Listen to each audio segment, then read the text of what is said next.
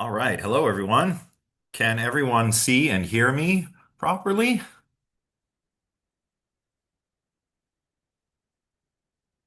All right. And it looks like the live transcript is working. That's good. That's what we want. All right. So today we're getting back to our regularly scheduled learning materials. We're going to look at ESP and PK. So basically psi phenomena and how those have been studied by the parapsychologists. Um, I will be drawing primarily upon the chapter from Blackmore that I made available. There's two chapters, one of which primarily concerns agency and free will, but has a bit at the end that will be important for Wednesday's lecture. I believe that's chapter 9, chapter 8 or 9. The other one is what I'll be drawing primarily from today, as well as next time. We'll be drawing from it next time. And the Ray Hyman paper, I decided to just make kind of optional but recommended. A lot of the same stuff that's in the Blackmore chapter is also discussed in that particular article. Um, Albeit in a little bit more of a technical sense, but it's a lot of the same stuff. So have a read through that if you think that will be helpful, or if you've already read through it. Great. Um, it would also make a good source, if you're thinking about your essay. Hyman's paper, in addition to Blackmore's paper, those two make great sources on just the topic of the paranormal in general, but also as sort of, overviews of parapsychological research into so-called psi phenomena.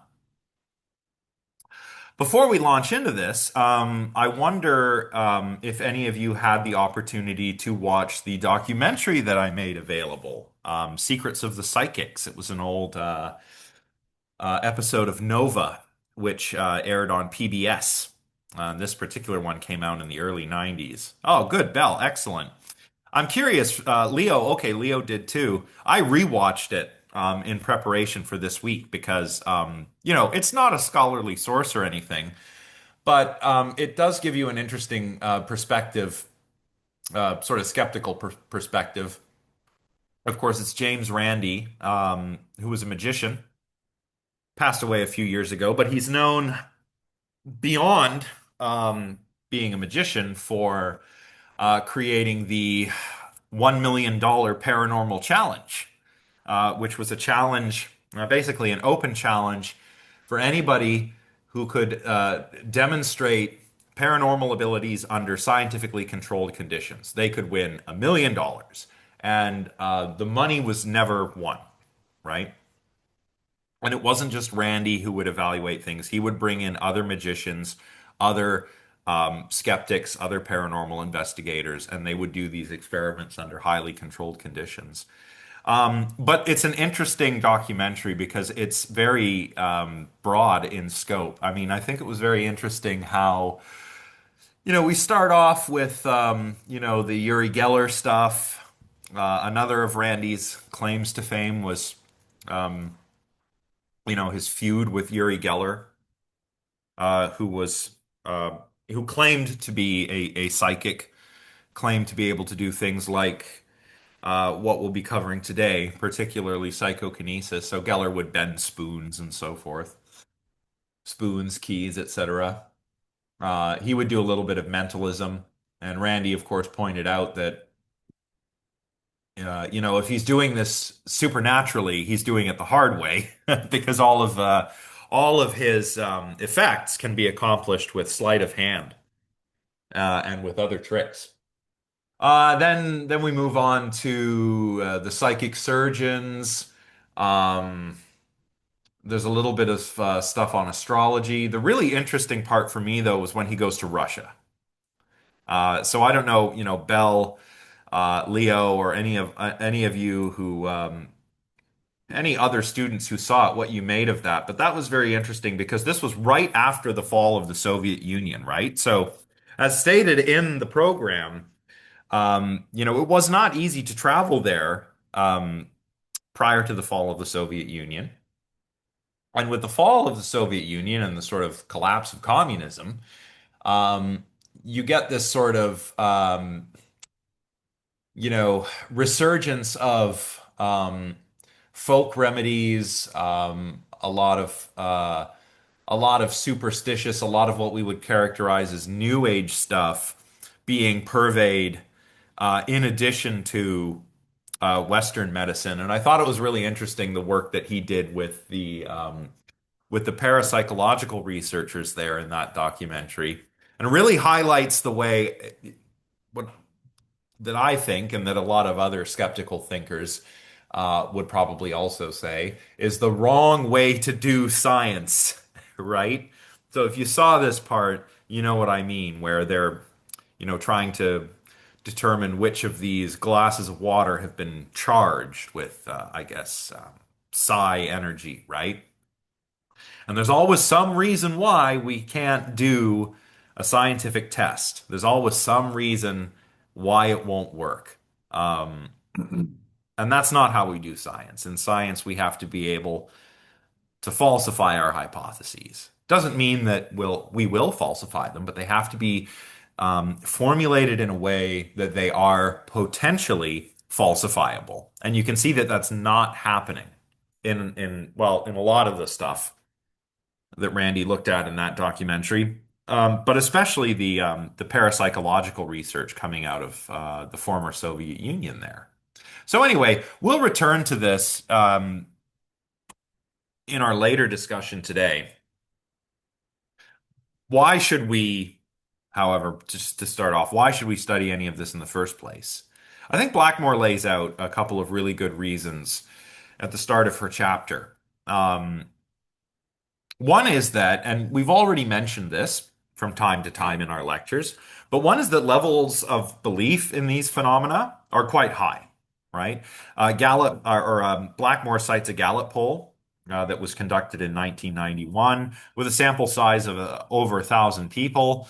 And the results of that survey were that 1/4 of the respondents claimed that they had communicated with somebody else using ESP.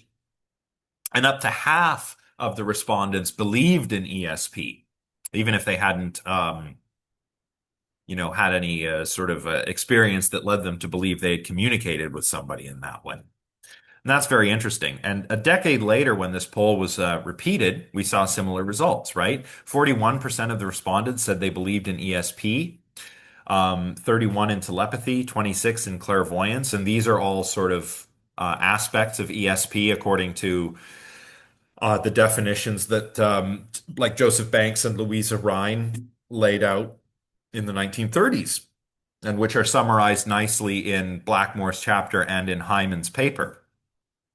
There were other items besides ESP on the survey.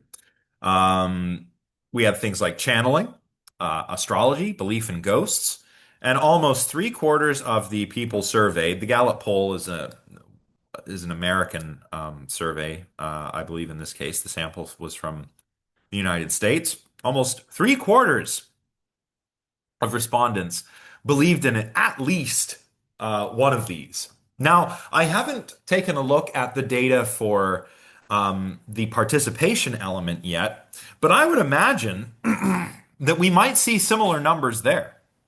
Of course, we'll have more of an opportunity to discuss this as we get toward the end of the class and we look at how reported levels of belief have changed. But I would not be surprised if I saw similar figures in our little sample.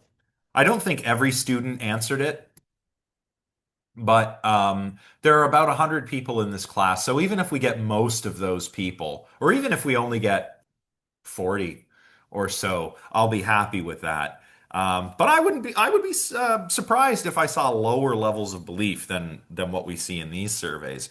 Similarly, there was a British survey with a much bigger sample size um, conducted in the 90s, where close to 60% of the respondents said they believe in ESP, right? So belief in ESP and extrasensory perception is quite high.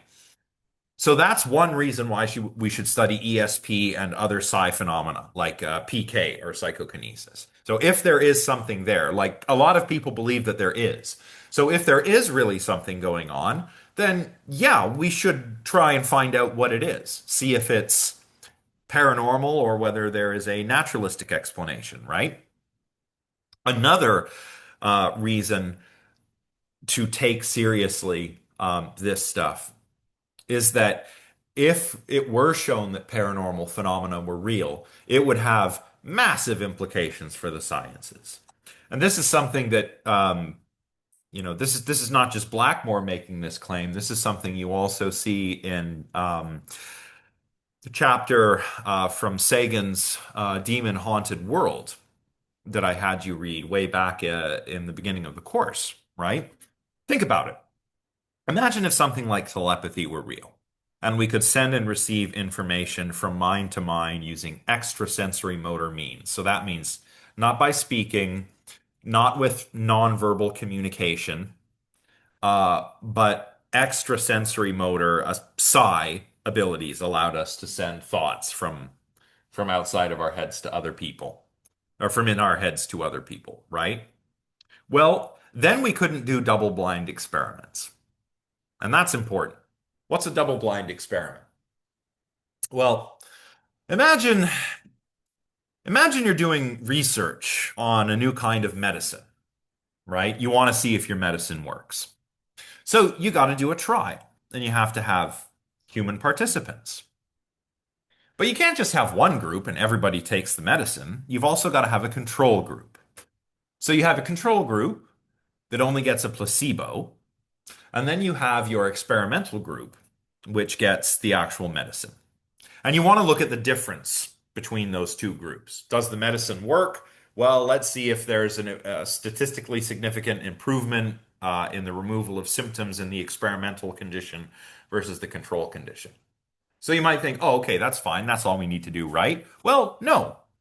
We need it to be double blind. We need for the participants not to know which group they're in. So if I sign up for the experiment, like, oh, I'm getting some new medication for, I don't know, my gout, right? I don't have gout, but let's say I had some, uncommon, somewhat obscure disease like gout, and I want to participate in this research.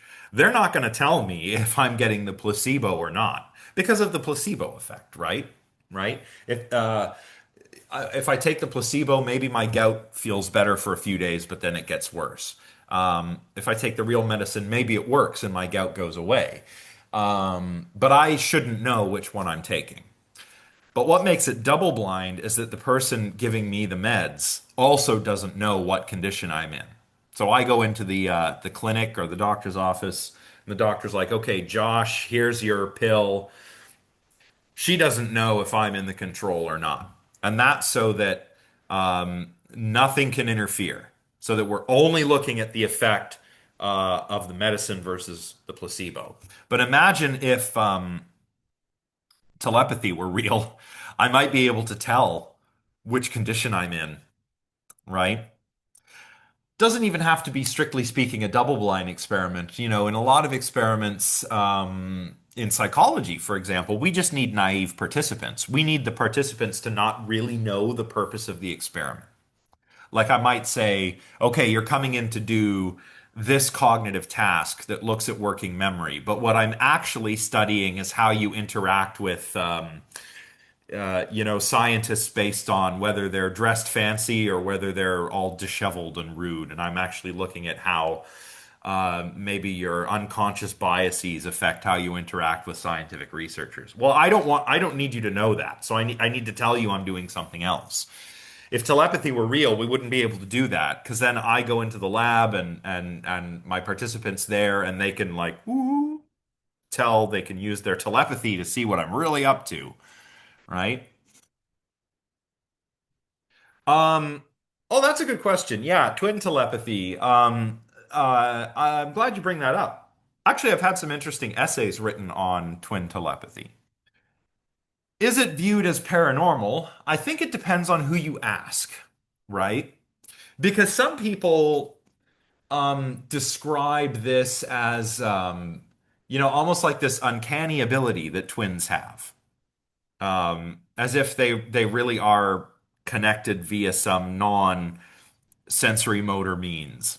But other people use telepathy, like, kind of like with air quotes, like, oh yeah, twin telepathy. Well, if you've got people that are genetically identical or very nearly identical, the exact same age, raised in the exact same environment, well, you would expect people to often, those twins to often, arrive at the same thoughts at the same time or finish each other's sentences, et cetera, et cetera, right?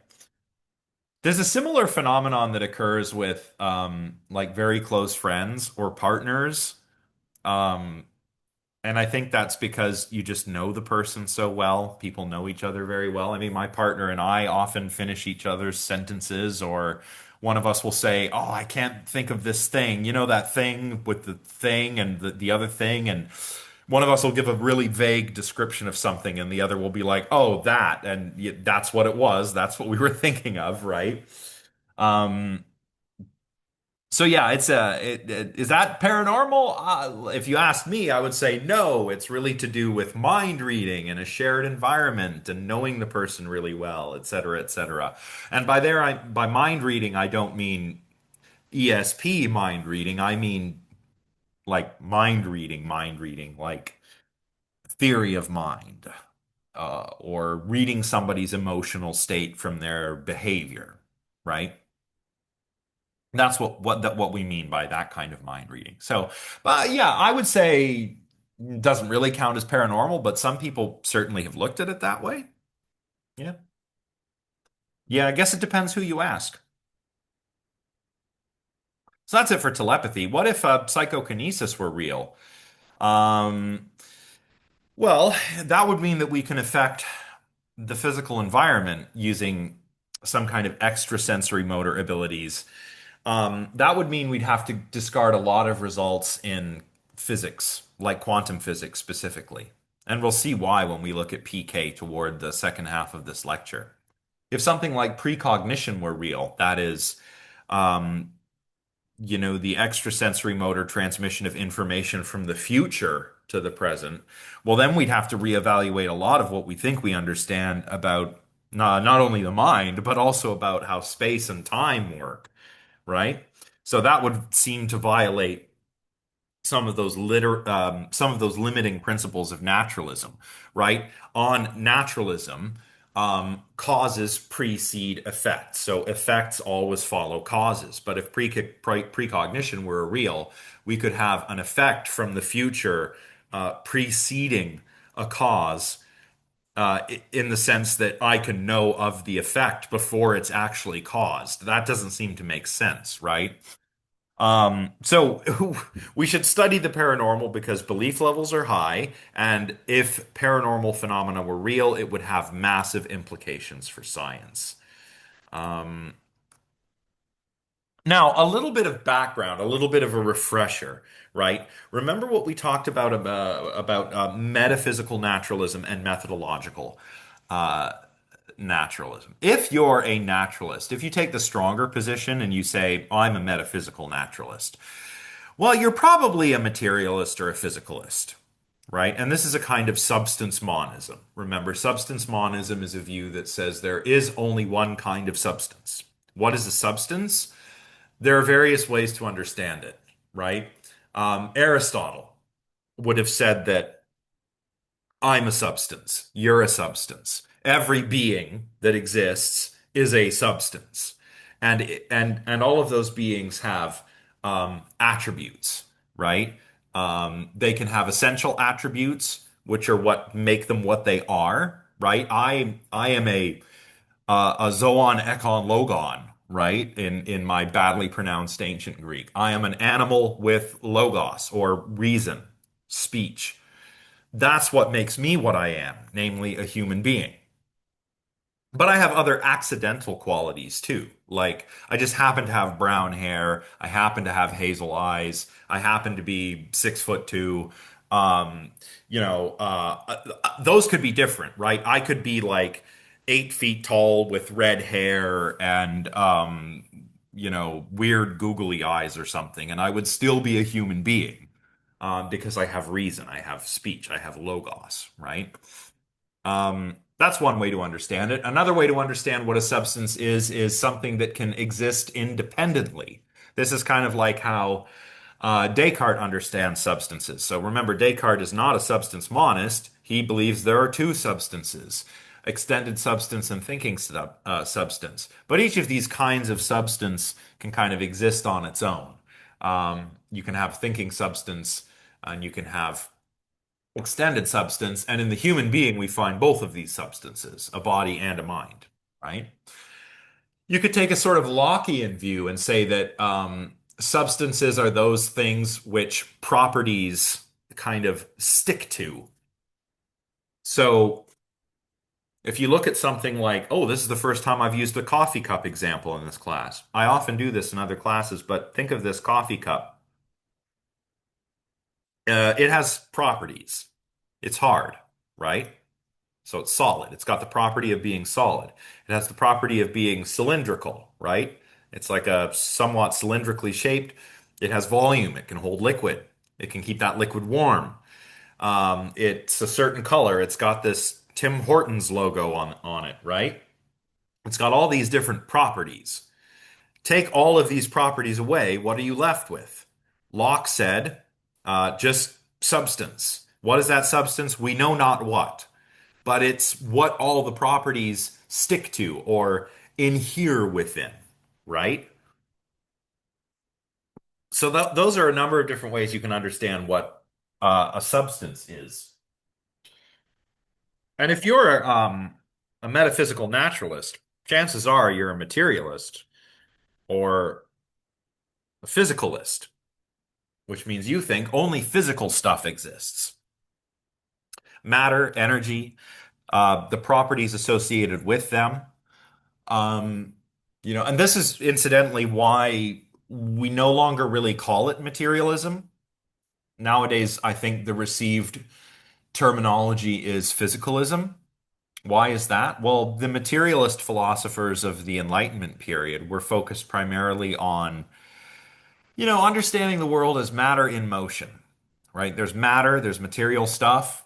It moves, it behaves in certain ways. The ways it behaves, if we can identify those, well, then what we've identified are law-like descriptions of, these sorts of cause and effect processes that affect the material world. That's materialism. But there's more than just material out there, right? Like, what does materialism do about gravity or electromagnetism, right? Those are physical processes, but they're not material processes. A magnetic field is not made of matter, right?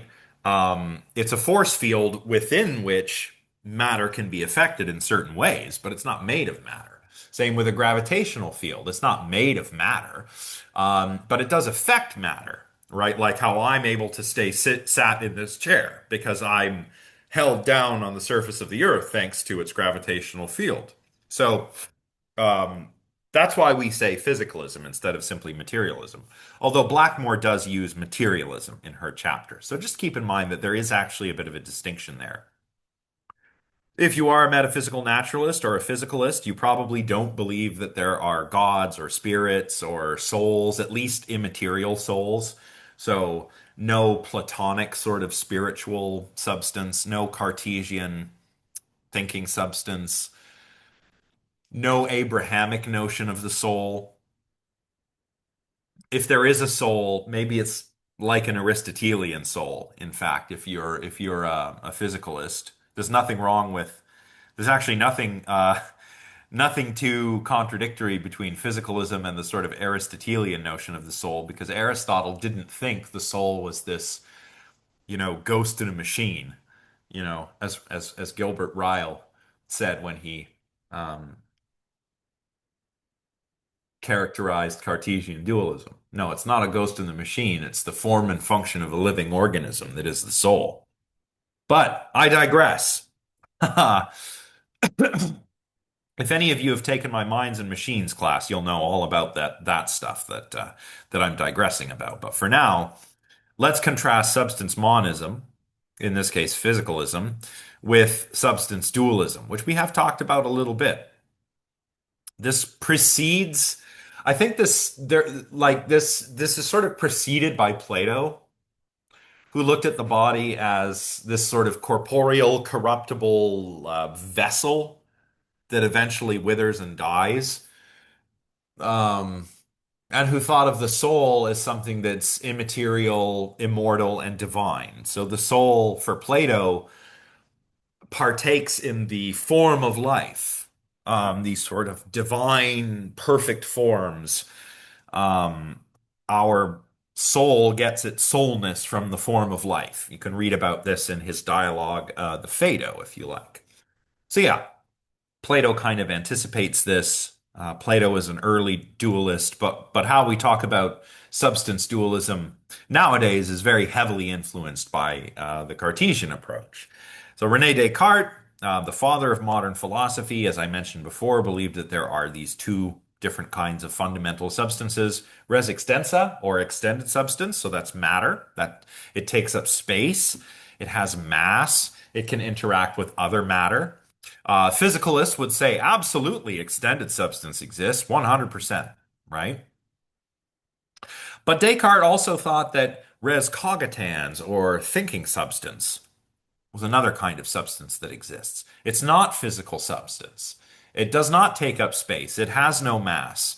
Rather, it is responsible for our reason, our imagination, our mental imagery, right? Our freedom of the will, our morality, right?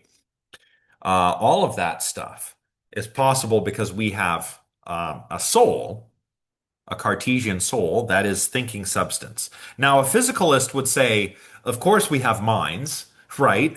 No one's denying that, but they're denying that the mental is a different substance. The mind, if you're a physicalist of some sort or another, the mind might just be the brain, right? If you're an identity theorist, if you're what's called an identity theorist, then mental states are just physical states, namely brain states. You might be a functionalist, in the tradition of Hilary Putnam, and say that, well, the mind, it doesn't matter if it's a brain or if it's computer chips or if it's something else, like maybe a life form with a different physiology that doesn't have a brain but has some equivalent organ. Doesn't matter what it's made of. What matters is what it does. If it thinks, then you've got a mind, right? So, physicalists would say, yeah, we've got minds, all right, but the mind is not a substance. It's maybe a process, or it's contingent upon some kind of physical stuff, like a brain, right?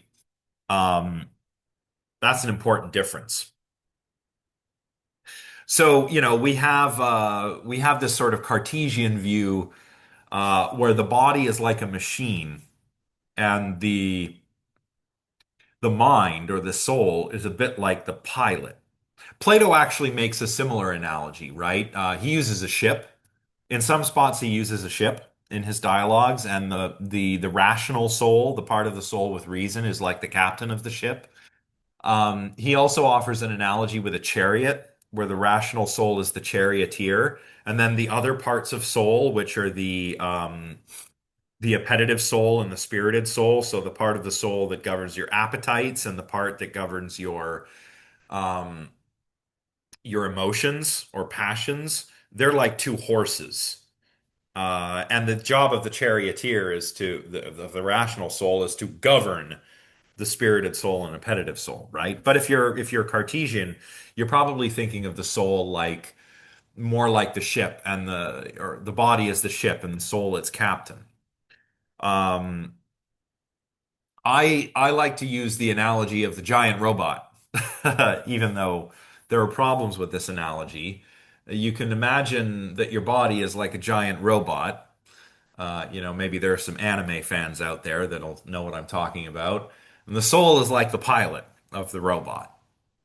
And again, that's what thinkers like Gilbert Ryle are sort of poking fun at when they call Descartes' dualism the dogma of the ghost in the machine, right?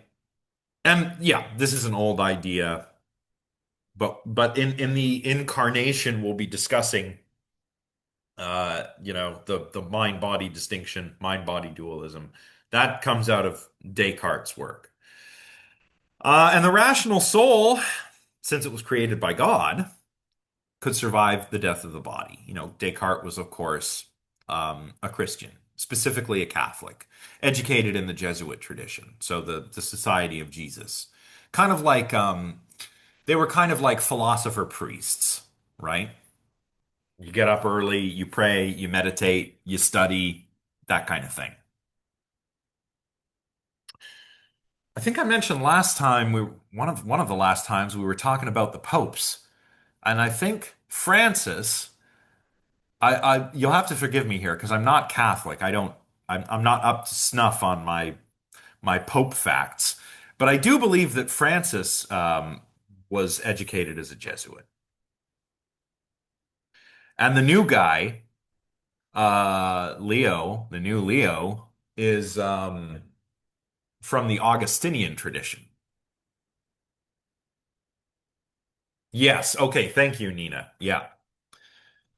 They should have. I'm not being facetious here, but or maybe somebody must have already done this. But surely there are like Pope trading cards, and they tell you like all their stats and stuff. Somebody's got to. I mean, I guess there's a Wikipedia article with all of that information, but it would be handy if there were like cards, right? I think that would be cool. Again, not being facetious, I think actually that might be helpful. There are those. You've got, well, oh, okay, so you're about to get the new Pope Leo card. That's amazing. Um, yeah, sick.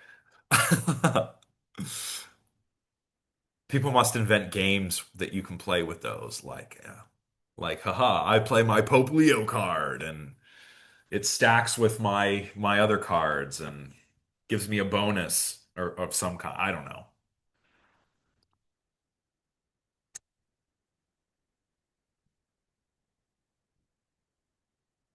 Oh, okay, that makes sense. Well, yeah, right, because he is from Chicago, and they have what's the team there? The Cubs? Makes sense. Yeah, energy cards are the holy water. Somebody, I bet, but people would probably be mad about it. I think it's cool when people do fun things. Um, as long as your intentions are good, I think that, there's nothing wrong with some kind of religiously themed tabletop card game. Although not everybody would be into that. But I think if it's done in the spirit of, just having fun, I think that's probably okay. We don't want to make fun of anybody though. We don't want to like or make fun of anyone's beliefs, right? Yeah, exactly. Like Magic the Gathering, only they were all different religious figures. I think it would be cool. Anyway, let's not digress too much. I mention all of this stuff about Descartes because in the discussion that Blackmore undertakes in this chapter, there's a lot of dualism, right? And I think that you know, where psychology is a lot more, I mean, it's in this chapter, it's called materialistic, but what I'll call physicalist. It's much more physicalist. Likewise is neuroscience. All of the cognitive sciences are, right?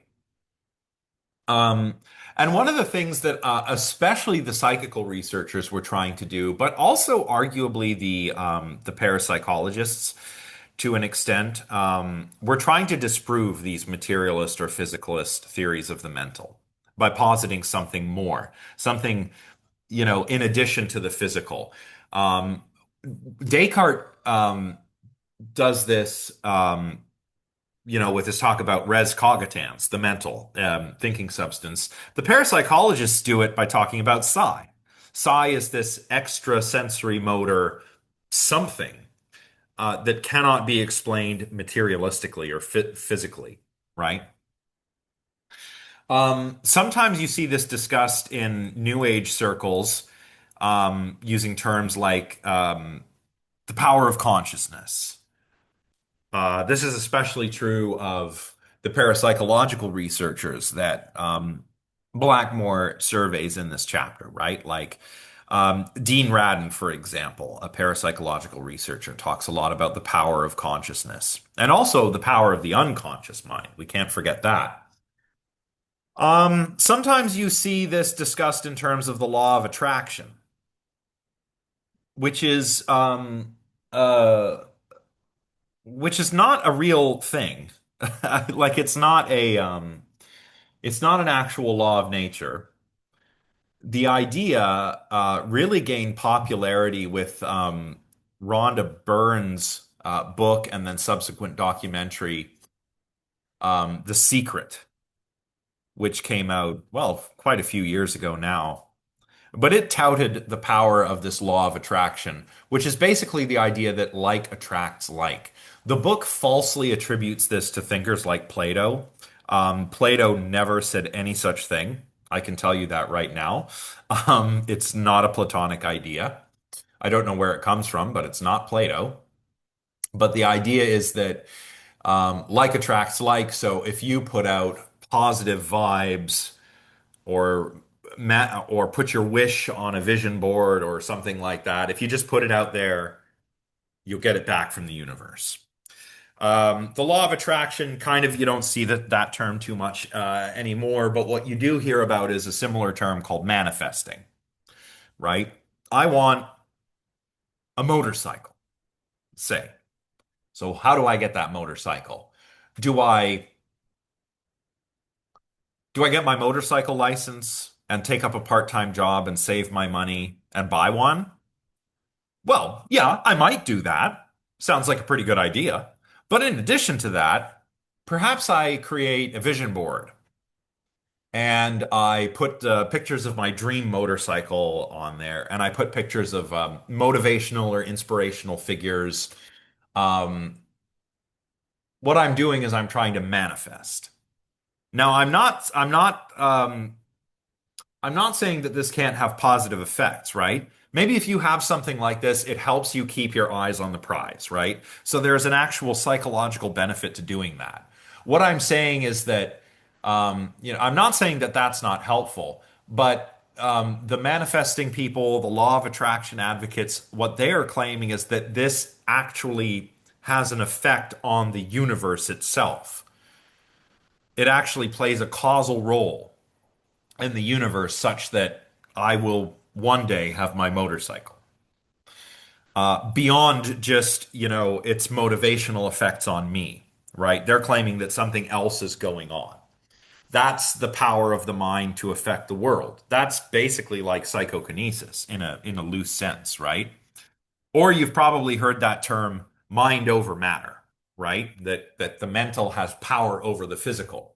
And again, I'm not going to deny that willpower can play a role, right? We all know stories of people who pushed through incredibly difficult physical circumstances, um, just by sheer willpower, right? And we use the term mind over matter in those circumstances to describe what those people have done. Think about an athlete who has become injured but still finishes the game. And maybe they don't just finish the game, but they help their team win the game. They might say it was mind over matter, right? Or imagine somebody like David Blaine, right? You know, the magician David Blaine. He's always doing these incredibly dangerous stunts. Like he did one where he was buried underground in a coffin for a couple days. He did one where he was standing on top of a really tall tower for a couple of days. There was one when he was frozen, like he had to stand inside of a block of ice for a few days.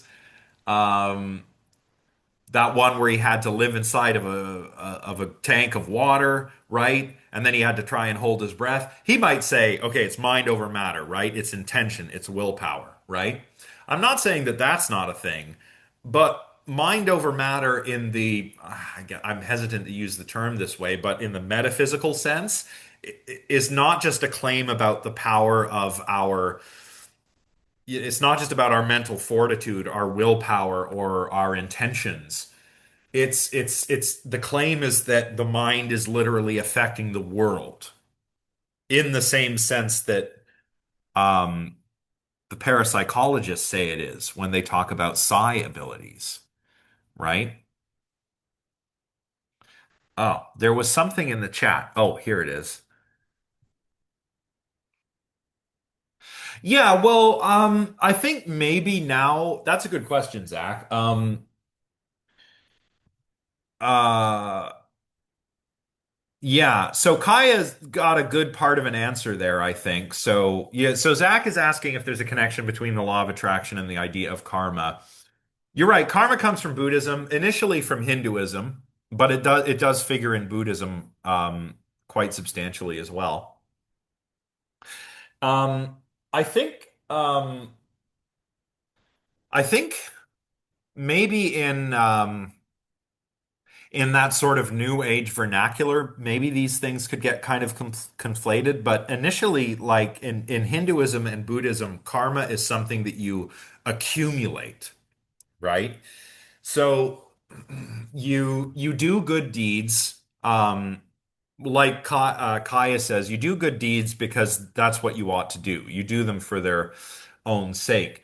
But by doing a good deed, you accumulate good karma. If you do bad things, you accumulate bad karma, and then that affects um, what happens to you when you reincarnate, right? If you've accumulated a lot of bad karma, you might reincarnate as a lower life form, like an insect or something, right? But if you get a lot of good karma, you might reincarnate higher up the social ladder, right? Because remember, this ultimately comes from Hinduism, and there was a caste system, right?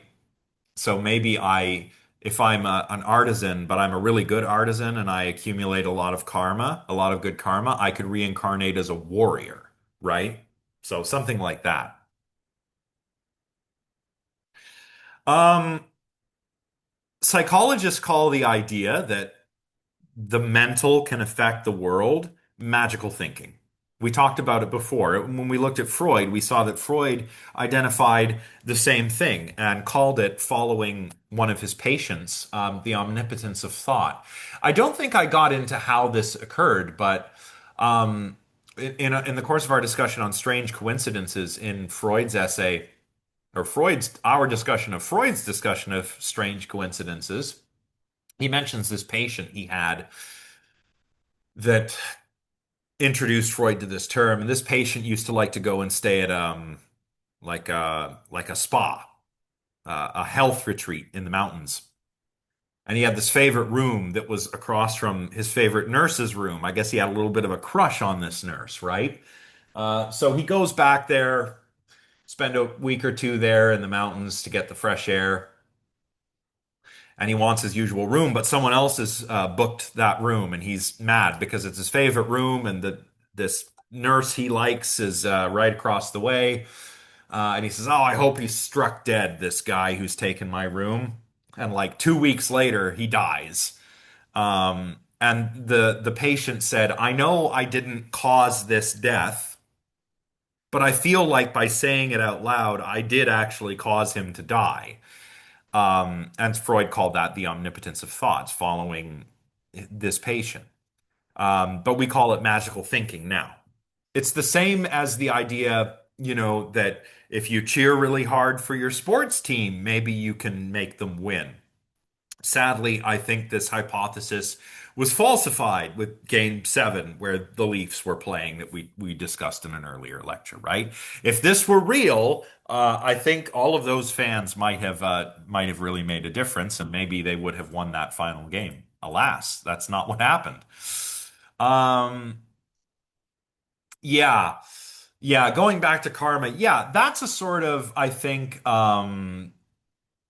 yeah, that's like Kaya says, I think that's a sort of misunderstanding of the original notion. Like if I do something good and then later something good happens to me, it's like, oh, good karma. Okay, yeah, but that's not how karma works on Hinduism or Buddhism, right? But it's true. Like people say that. maybe that somebody was very cruel to you. Maybe you had like a really terrible boss. And then you find out something bad happens to them down the road. Like, oh, they lost their job. And you're like, oh, karma got them. Well, that's not really how karma works. Like, karma says, um, a lot of people do see it as a short-term thing. Um, but really, on Hinduism and Buddhism, you cash out your karma when you die, right? I've gone way off here. So I've mentioned The Secret. That's where we see this law of attraction stuff first start to gain popularity. This was in the early 2000s. Or there was a documentary called What the Bleep Do We Know, which was basically about, um, well, quantum mysticism, frankly. It also talked a lot about the law of attraction. Um, all of these sorts of lines of thinking agree that we can affect the world or our lives with the power of conscious intention. And that's not strictly speaking psychokinesis, but it is related. It is a related idea. And you see this also in the parapsychological literature, right? The Conscious Universe by Dean Radin. He writes in that book, understanding such experiences like ESP and PK requires an expanded view of human consciousness. Blackmore asks, does expanded view here mean a non-materialist view, or in the terminology we're using, a non-physicalist view? It certainly seems that way, right? And again, that's not to say that there are non-physical things. Okay. You could be a methodological naturalist, right? Where, okay, you agree that what science does is it studies the physical, it studies the natural world. There might be other things beyond that, but science can't really tell us about them. That's not what it's for. That's the weaker version of naturalism. Metaphysical naturalism, you are, making a sort of positive claim. There are no supernatural forces or events or entities, etc. But if you're a methodological naturalist, you can be open to the possibility while at the same time committed to the idea that that's just not what science is for, right? But in any case, we should take these claims seriously. We should scrutinize them seriously or rigorously. As Carl Sagan said, right? Extraordinary claims require extraordinary evidence.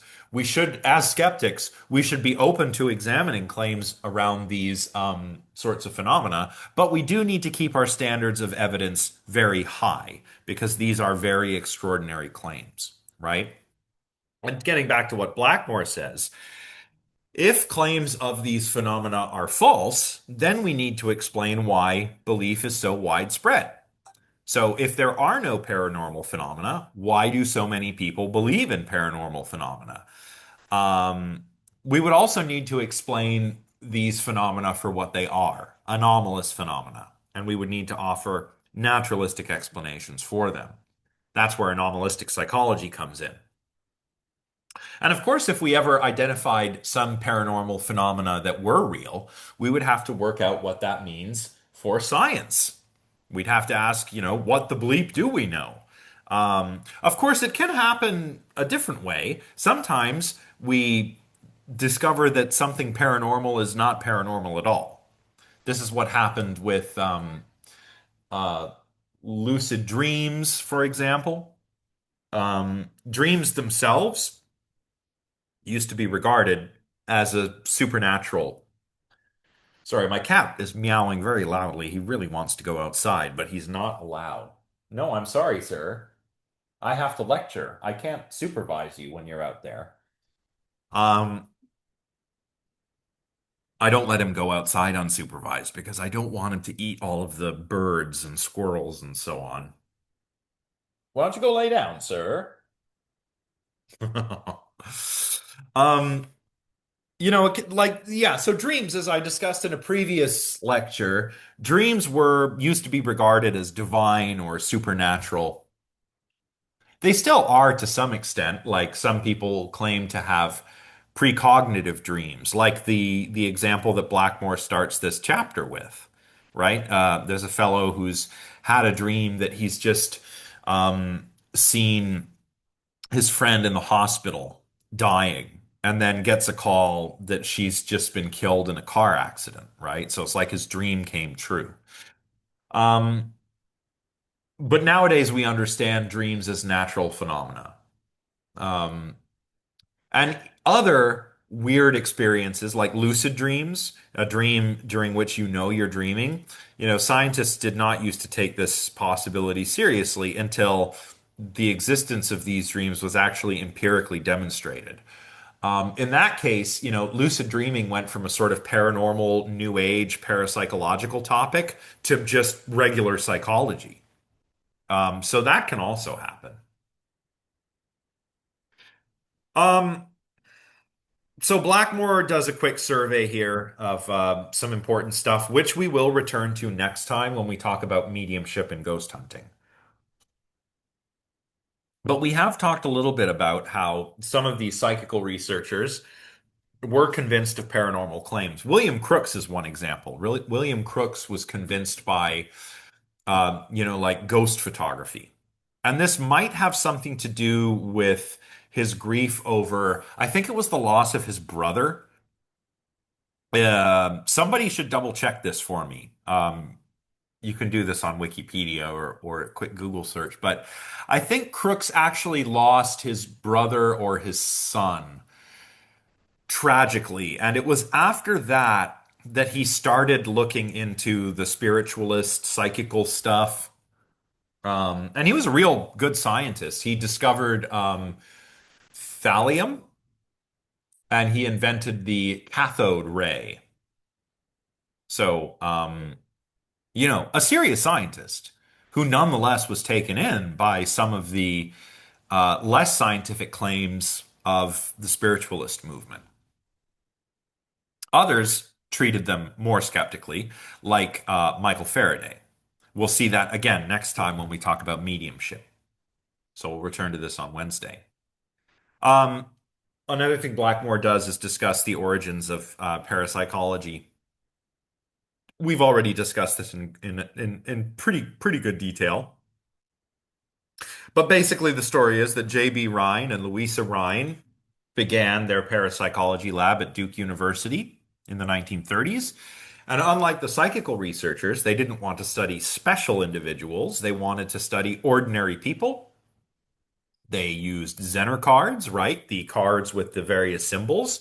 So it's a square, a circle, a star, wavy lines, and a cross. There are five different kinds of cards and five of each card in a deck. And you can do, telepathy experiments, clairvoyance experiments, etc. With these cards, you have a 1 in 5 chance of getting a correct hit. And so if you see something statistically, significantly above chance, maybe there's something going on there. Um, they looked at PK by examining dice rolls, first thrown by hand, and then later they developed this dice throwing machine. Um, it was JB, Joseph Banks, who spent most of the time in the lab. Louisa was much more interested in case studies.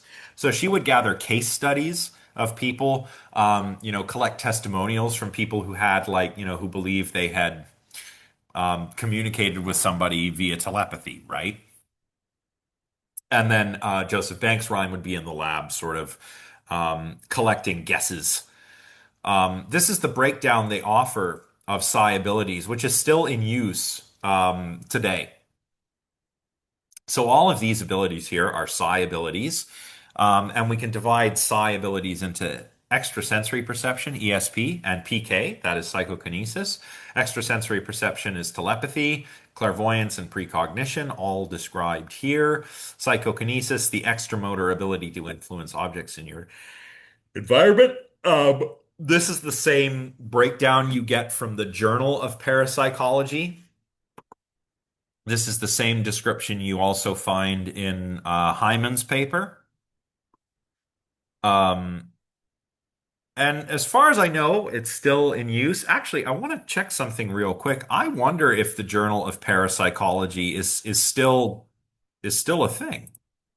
I kind of want to look. Let's take a quick look. Journal of Parapsychology.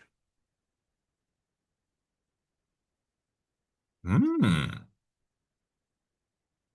Is a biannual peer-reviewed academic journal. Looks like it's still going all the way since it was established by the Rhines in 1937. Wow. I can't believe it's still going. I'm actually a little bit surprised about that. Well, that is very interesting.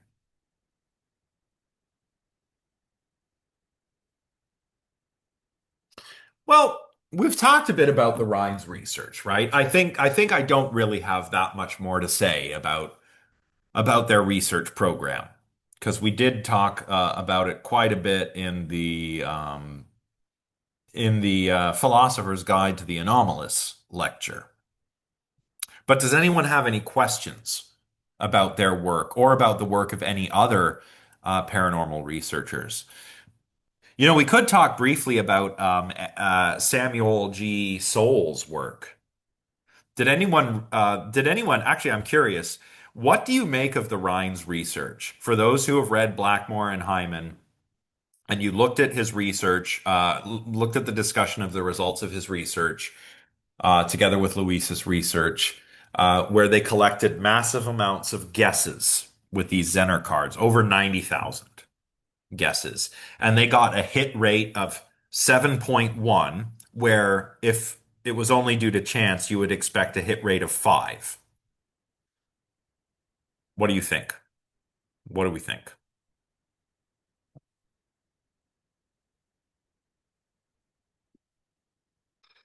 I feel like, there is a good bit of discussion in this class, but I would like to get more discussion going in this class. So I hope somebody will jump in and discuss. Yeah, that was a problem. That was a problem. Replicability was a problem. I mean, the reason it was so striking was because the probability of getting that hit rate over that many guesses is very low, right? So it seems like, okay, even though it's only 7.1 instead of 5, which is what you'd expect by chance, that hit rate across that many guesses is unlikely. So that seemed like, oh, there's something there. And that it was actually S.G. Soule who tried to replicate these findings, and he didn't find anything. But then some people suggested that maybe there was a sort of displacement effect. And then it turned out he did start finding things. And then it was only worked out later, thanks to a research assistant who was trying to actually prove that there was no fraud. It was found by comparing the results he got with the mathematical tables he was using to generate the numbers used for his guesses. It was found that Soule was actually manipulating his results. So unfortunate. But yeah, like Jay says, and like Bell says, um, if you can't replicate, that's a problem. Leo adds that there could be other explanations, like maybe the cards were slightly see-through, or people wore glasses or picked up on body language. Exactly. We call this sensory leakage. And this did happen, in fact. I think Blackmore tells us about how the cards were held up like this, and they were a little bit transparent. So you could kind of see the symbol, right? Yeah, body language. Exactly. Like you say, if you are really good at reading body language, maybe you can beat someone at rock, paper, scissors. Like maybe somebody has a tell. Like think of poker players who learn other people's tells so that they can tell when someone is bluffing or not, right? Same thing, right? That's not magic. That's just body language, theory of mind, and highly developed poker playing skills. Um, yeah. So absolutely. Or yeah, like if I'm wearing these glasses and I'm looking at the cards, you're gonna see the reflection of my glasses. So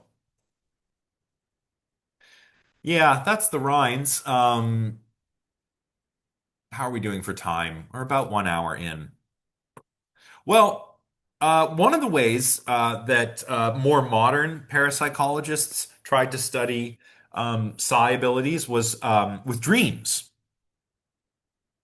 So I guess the idea is that dreams are an altered state of consciousness. Think about it. You're asleep, and when you're dreaming, you're conscious, not necessarily fully conscious of the fact that you're dreaming, but you're having experiences, right? Of images, sounds, people, um, all kinds of things. So it's an altered state.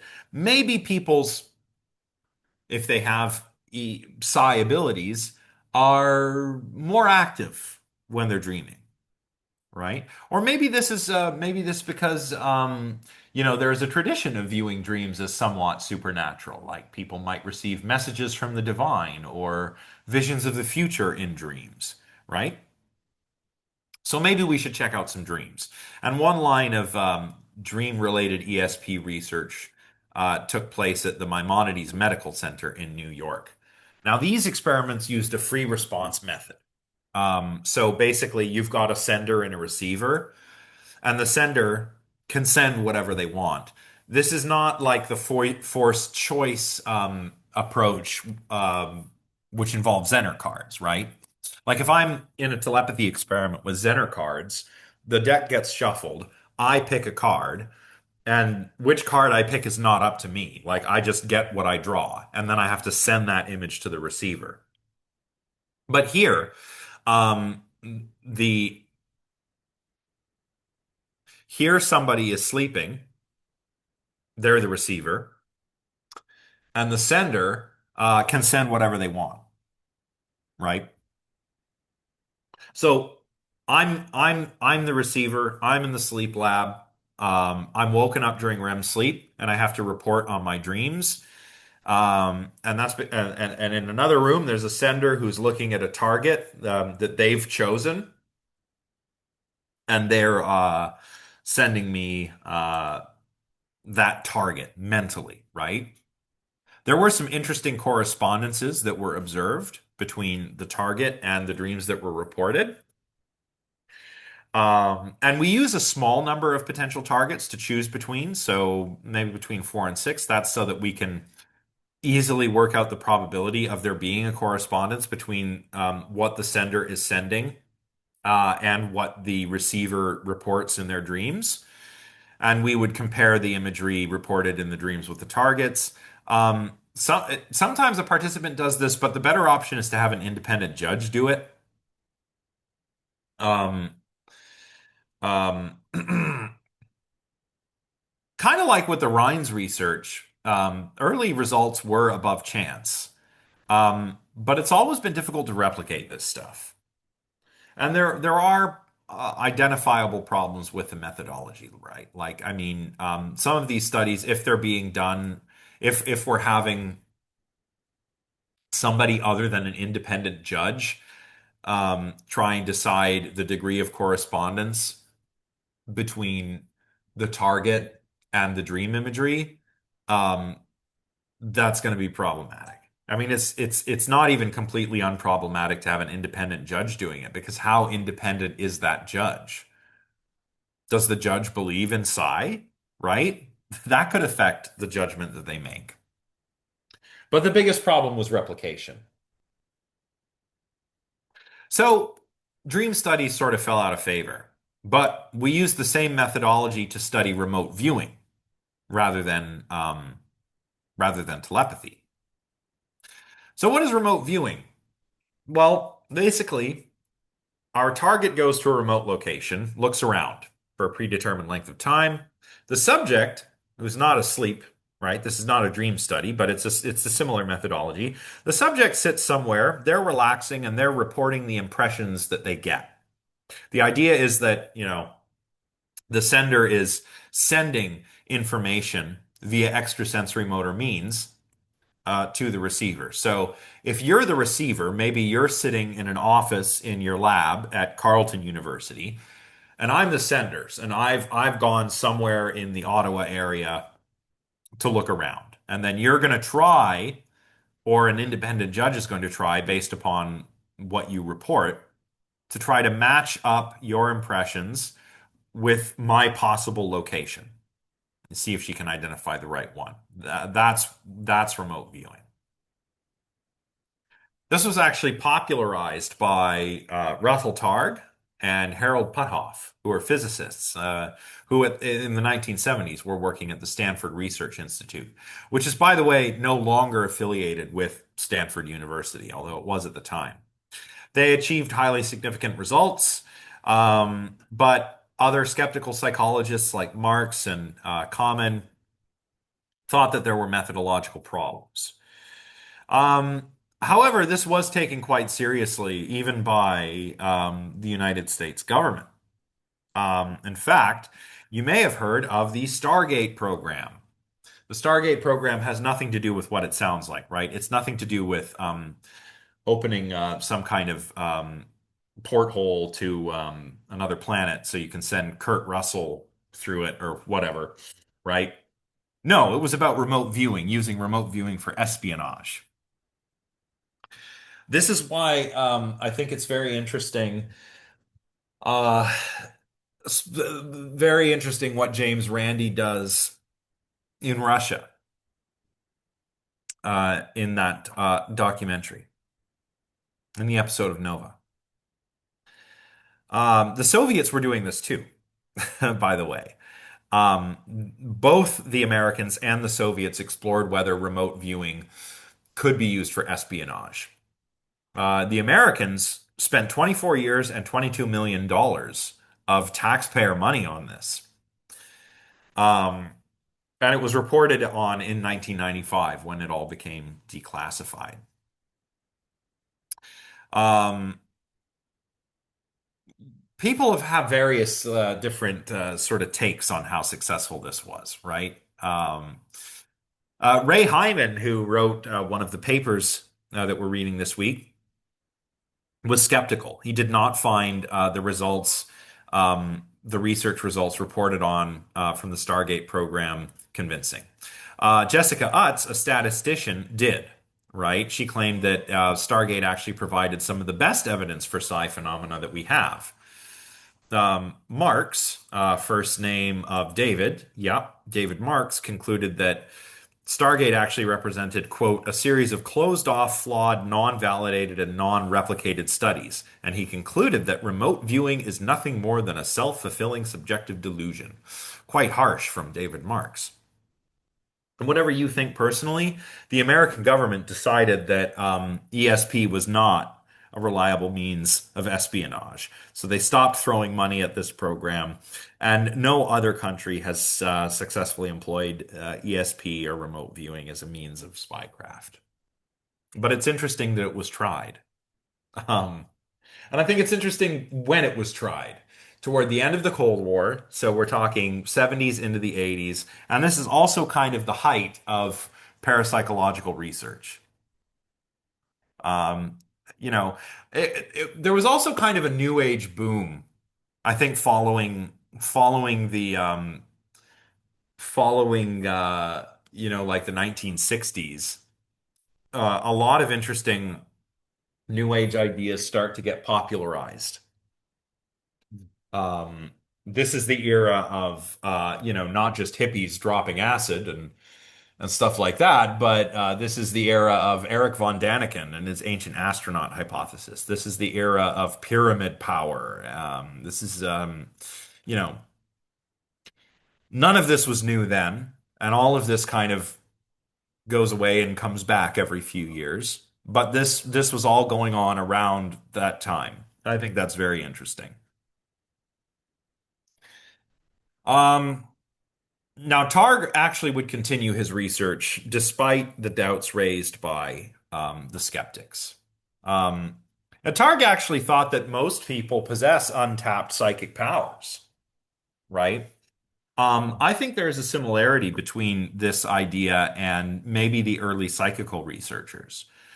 Um, Targ specifically thought that it was the conscious mind uh, that kind of diminishes our latent psi abilities. If we could quiet the conscious mind, then maybe we could tap these untapped abilities. Um, and maybe we could even do things like, quote, see into the far reaches of space and time through remote viewing. I mean, that would be incredible if we could. Um, that would be kind of like using the Force, right? If there are any Star Wars fans here, you know how those Jedi masters like Master Yoda or Obi-Wan Kenobi and Luke Skywalker, they can see things in the future or see things across time and space. But it's not magic, right? In the Star Wars universe, it's not really magic. It's the Force. It's midichlorians and it's all of that jazz, right? But if we could actually do something like that, that would be so super cool. I would be so stoked for that. I would welcome evidence for such a thing. But I remain skeptical. Why? Again, extraordinary claims require extraordinary evidence. Um, then there's the Gansfeld stuff, which we looked at previously, albeit briefly. There's actually a box where Blackmore sort of breaks down some of the controversy surrounding this research technique in greater detail. But recall that Gansfeld means whole field. The whole field is your sensory field, your field of vision, your auditory field. You've got these ping pong balls over your eyes, and there's a red light in the room, so you just see a uniform red or pink field. You've got headphones that play white noise.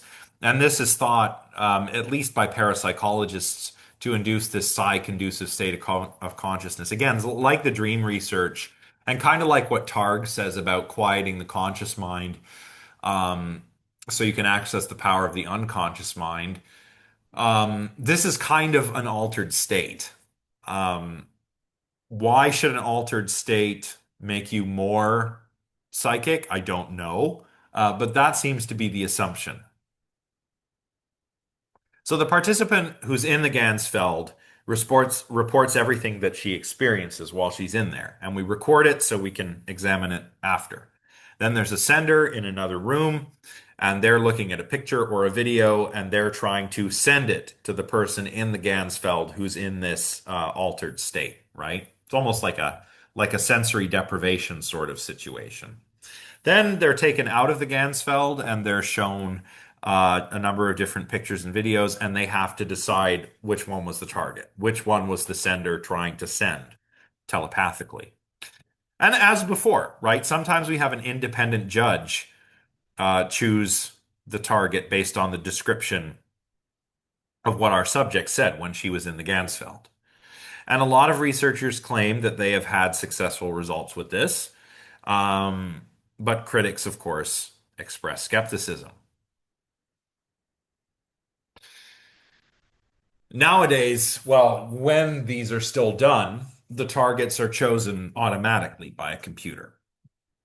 And the idea is to try and eliminate as much um, room for error or sensory leakage or anything like that. Remove as much uh,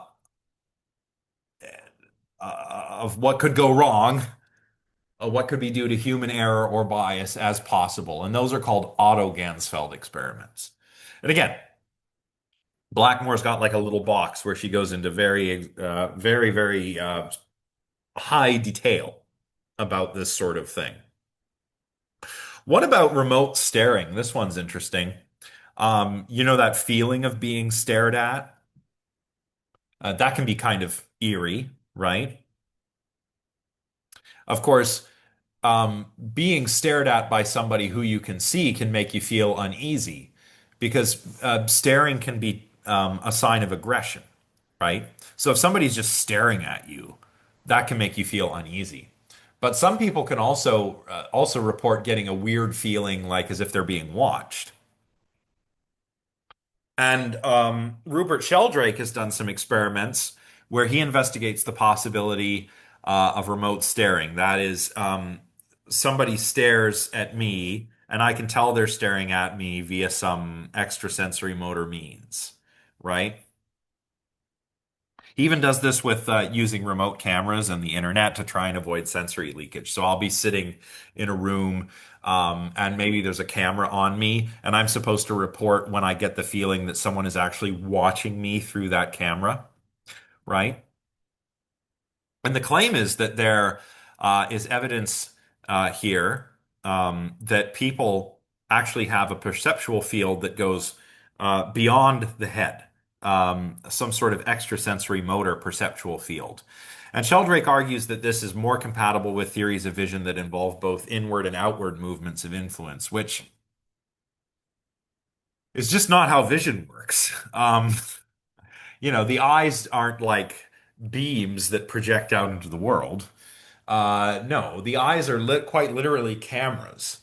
The pupil is like a little hole, and light can come in, and it's projected on the retina. And there are rods and cones in the retina, which do what we call phototransduction. They take the light shining through the pupil onto the retina, convert it to nerve signals, which travel down the optic tract, down to the optic nerves, and then to the occipital cortex, which is on the, back, basically, the back of your brain.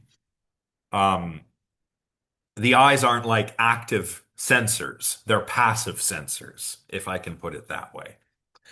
Um, but if it works the way Sheldrake suggests, it's as if there's a psychical force extending from one's eyes, and that is being detected by the person being observed. And apparently, this can be detected via wires or Wi-Fi if you're doing this remotely. Again, how does this apparently non-physical force interact with the physical? Sheldrake doesn't tell us, right? And that's a problem. Um, if this is supposed to work, then this needs to be formulated in a way that makes sense, and it's not, right? And that's probably why some of his critics accuse him of misunderstanding how vision works. It's also possible that he's mistaking signal for noise. This is something that can happen in an experiment. You might think you've got a result that means one thing, but it doesn't mean that thing. So there doesn't seem to be that much good evidence for ESP, unfortunately. But that could change. One day, maybe we produce reliable evidence for it. What would that mean? Well, following Blackmore, it might illustrate the power of consciousness. But even if we grant that some of the work that we've looked at here actually does amount to good evidence for ESP, the evidence does not seem to indicate that we are able to consciously control these abilities, right? Forget about the replications for the problems with replication. Forget about the small effect sizes. Um, it doesn't seem like participants can consciously control these abilities if they exist. And that's because they're not aware of which, when they make a hit versus when they get a miss. So even if I go into the lab and I correctly, identify a target or make a number of hits, that's above chance, I don't know when I'm getting those answers right. And the experimenters aren't going to tell me. So even if it looks like I've got ESP, it doesn't seem like it's the sort of thing that we can actually voluntarily control, right? And I think that's very interesting. A lot of the thinkers that we've covered here would probably also say that evidence for ESP supports a non-materialistic view of the world, a non-physicalist view of the world. I guess that's substance dualism, right? If you believe that there is a psychical force that extends outside of the head, or that you can leave your body and go to the far corners of the universe and do some remote viewing, um, that sounds like some form of dualism to me.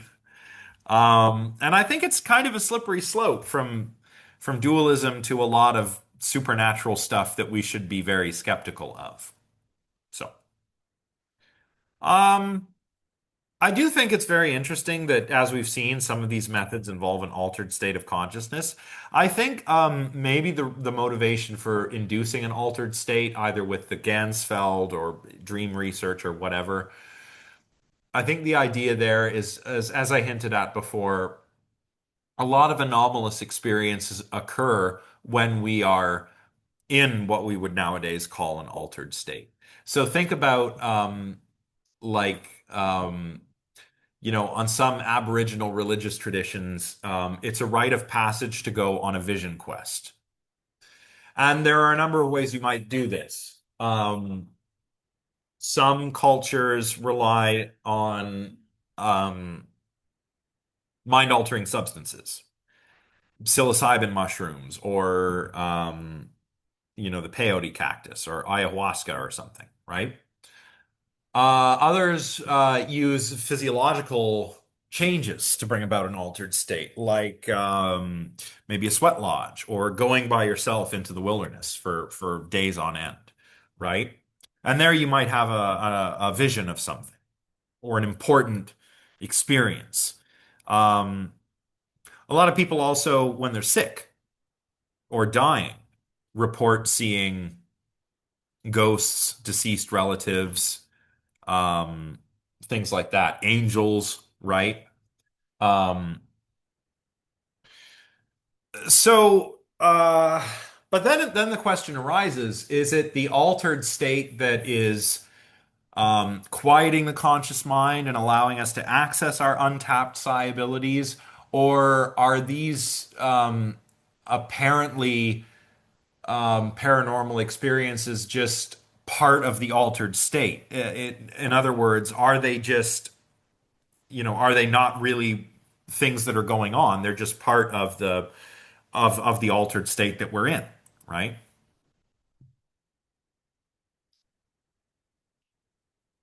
Hmm. Yeah, that's right, Leo. We are we are not consciously aware of all that much, frankly. um, I think about it this way. How many of you are aware of how your socks feel on your feet right now? Well, now you are, but you weren't a moment ago. But it's not like you weren't wearing socks.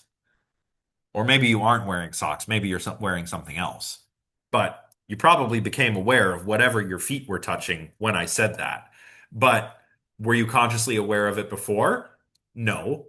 Doesn't mean there wasn't that layer of experience happening to you, though.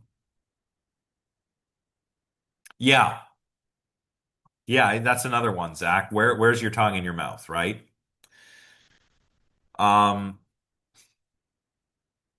Yeah, or like Fern says, being alone in the dark. Yeah, and that's what sensory deprivation is all about, right? You go into one of those tanks and you sit in some nice warm water and you just kind of float there, but it's very silent and you can't see anything, and people will start hallucinating. And that's probably because, your brain is wide awake, but there's no, or there's very little sensory input coming in. So your brain kind of generates its own, right? So yeah, maybe what we need is an altered state, but it's never actually been conclusively shown that people in these altered states actually do better in the sorts of experiments we're looking at. I think, as I said earlier, the reason why there's this altered state line of research is because, at least historically, a lot of anomalous experiences occur when one is in some kind of altered state. It's not that altered states allow us to access our psychic abilities. It's just that those kinds of strange experiences happen when we are not fully awake and aware. And that could be because of fatigue, illness, because we've ingested a mind-altering substance, any number of reasons, right? Um, and I think also following Blackmore that the connection between ESP and consciousness that we see in the parapsychology literature betrays some of their assumptions, right? They seem to be trying to be natural scientists They're trying to do natural science while also being dualists. And that's fine if you keep those things separate. They're trying to look like methodological naturalists without being methodological naturalists. They're definitely not metaphysical naturalists, but they're trying to look like methodological naturalists without really doing so.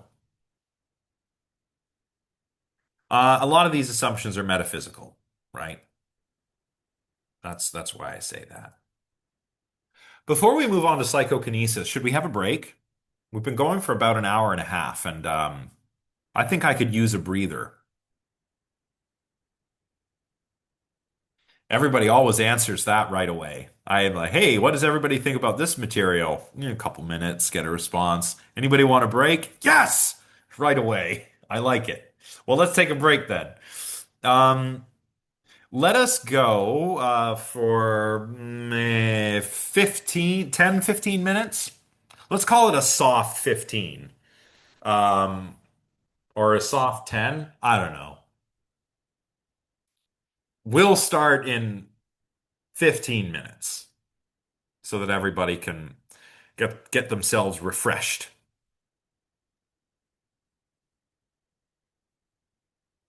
All right. See you all soon. It automatic these ellipses marks. Anyway, why don't we get back to it? Okay, so we're recording again, sharing my video, sharing my screen. So much for our discussion on ESP. Any questions on ESP before we move on to psychokinesis?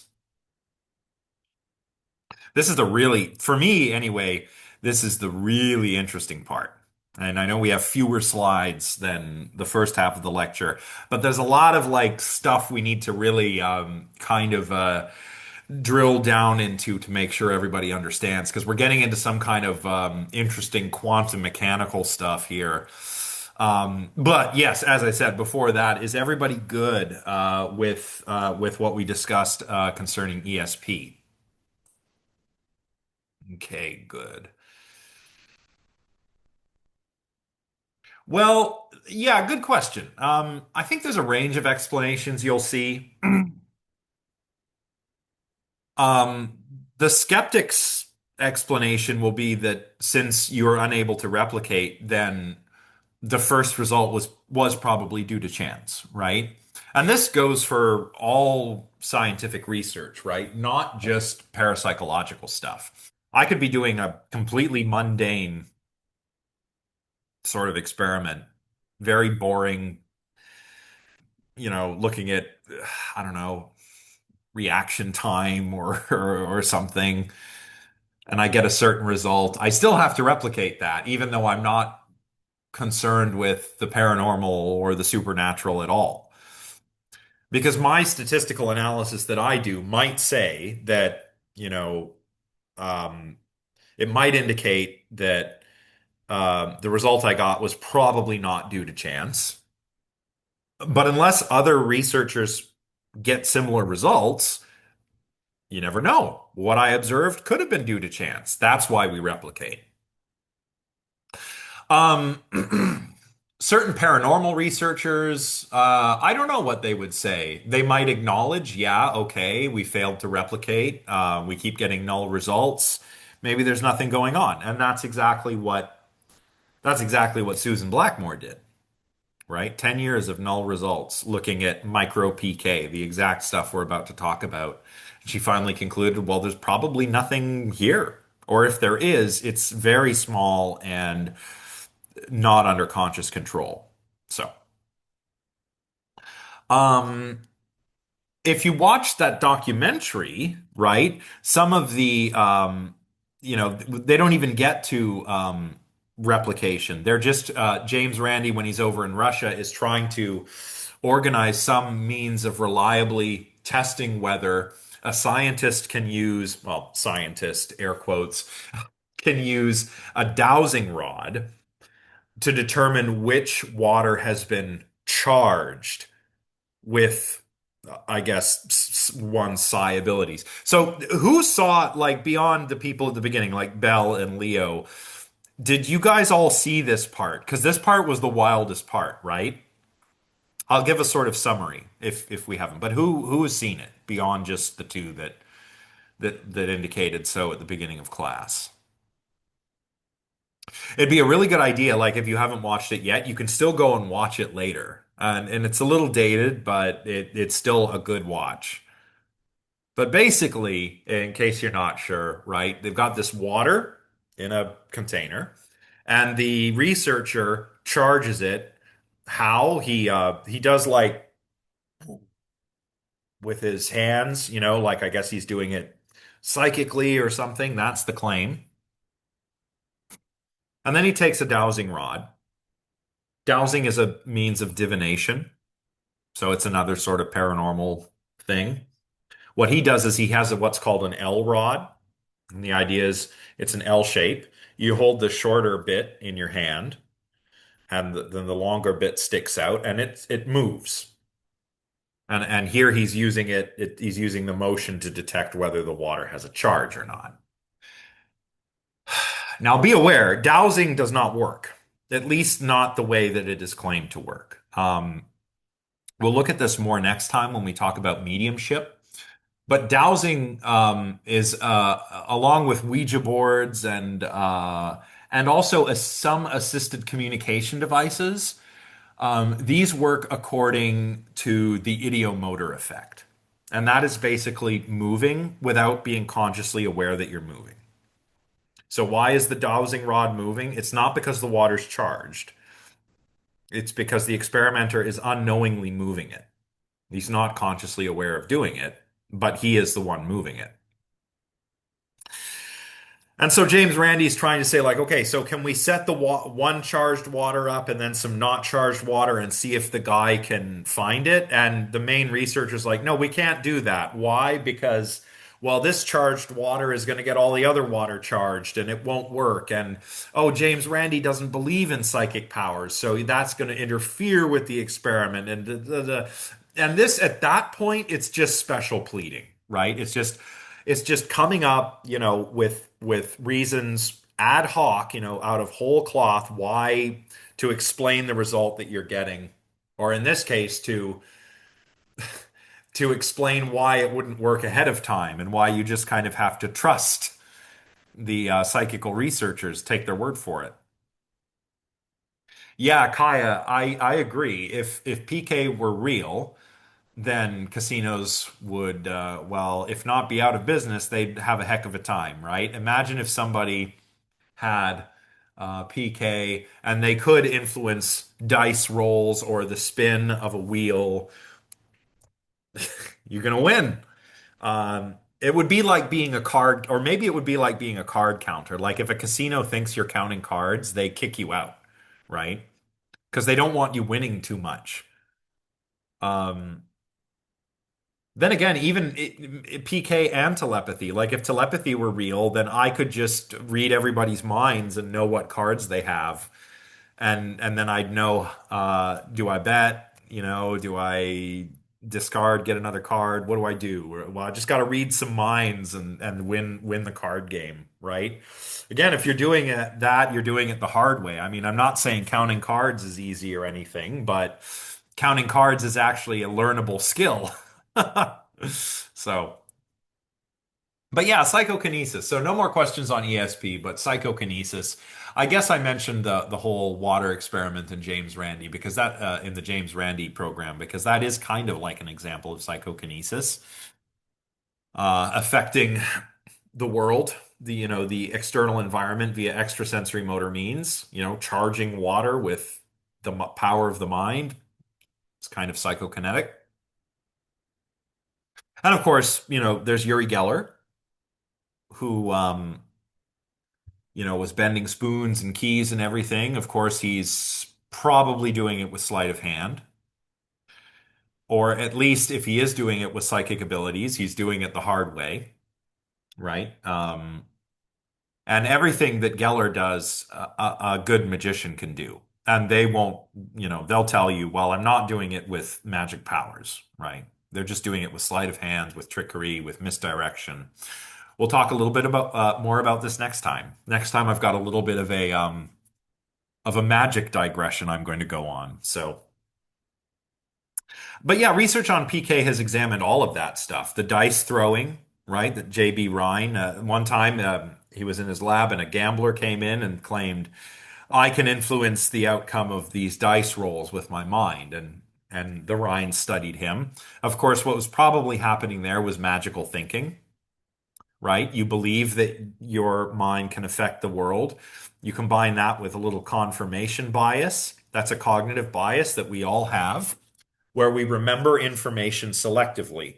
We remember things that support our worldview, and we forget things or tend to forget things that don't. So in this case, we've got a guy who believes the mind can affect the world via this sort of extrasensory motor power. And so when he says, come on, roll a six, and then he does roll a six, he remembers that. And that's stored as evidence that, oh, yeah, I really do have psychokinetic abilities.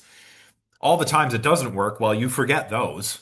Um, but we've also used random number generators because true random number generators use like a really truly random process like radioactive decay. And so they try to see if we can maybe affect radioactive decay on a quantum mechanical level using the power of consciousness or something. Even early researchers like Faraday, who we'll look at next time, like, examined why tables moved during table turning seances in the late 19th century. 20th century researchers looked at spoon bending to try to see if that was being done with mental powers, right? And it's claimed that meta-analyses of studies on PK, such as one on the effects of consciousness on, let's see, the fall of dice. So again, rolls don't show significant effect. So we don't find, and this meta-analysis was done by paranormal researchers. So fair play. You know, they did a meta-analysis and didn't find anything. A meta-analysis, by the way, is when you don't just do a single study, but rather you look at a lot of other studies that have already been done. And you try and you take all of that data from all kinds of different studies and you see if there was an effect, how statistically significant was the effect, what's the magnitude of the effect, right? So the effect size, right? So you're not just looking at data from your own study, you're taking lots and lots of studies that have already been done and you're using all of that data to try and draw conclusions. Oh, I think there are people here. I think I'm going to have to move outside. Bear with me for a moment. There's a human child coming. I can't have that.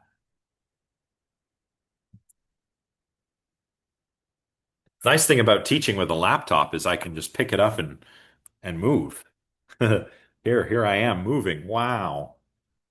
Oh, how am I going to do this? I don't have enough hands. There we go.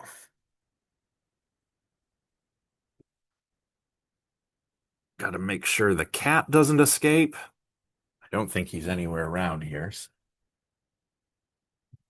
All right, cat secured. This is quite nice out here, actually.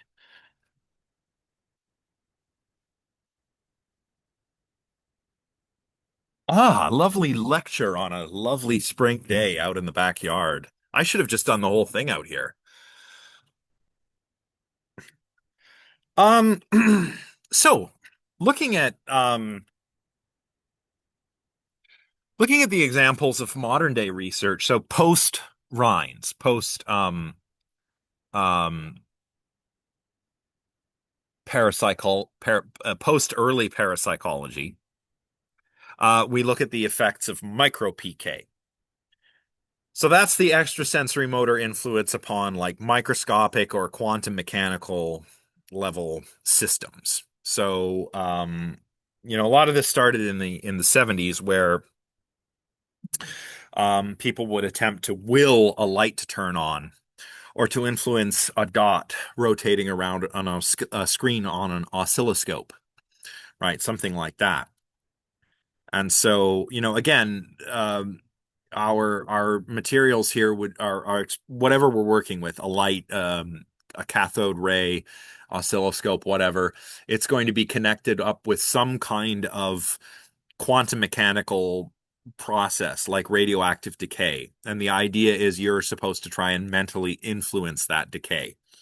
So maybe you get a little bit of strontium, which is an isotope of strontium, which is unstable. It wants to decay. So it's going to lose like protons and electrons until it becomes stable, until it's not radioactive anymore. But this is a truly random process. Like when it loses those little subatomic particles is really random.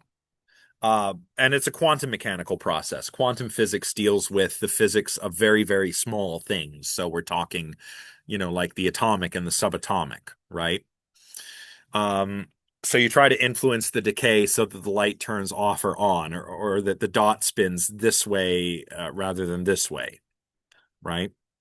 So it's not like you're actually affecting um, the how do I put this? The macroscopic physical characteristics of light bulbs and oscilloscopes, but you're trying to affect these very, very small microscopic processes that are determining the behavior of these devices, right? So that's what's going on there, just to make sure we're clear on that. Now, some of these theories of PK, these observational theories anyway, are based upon, as I said, quantum mechanics and the measurement problem.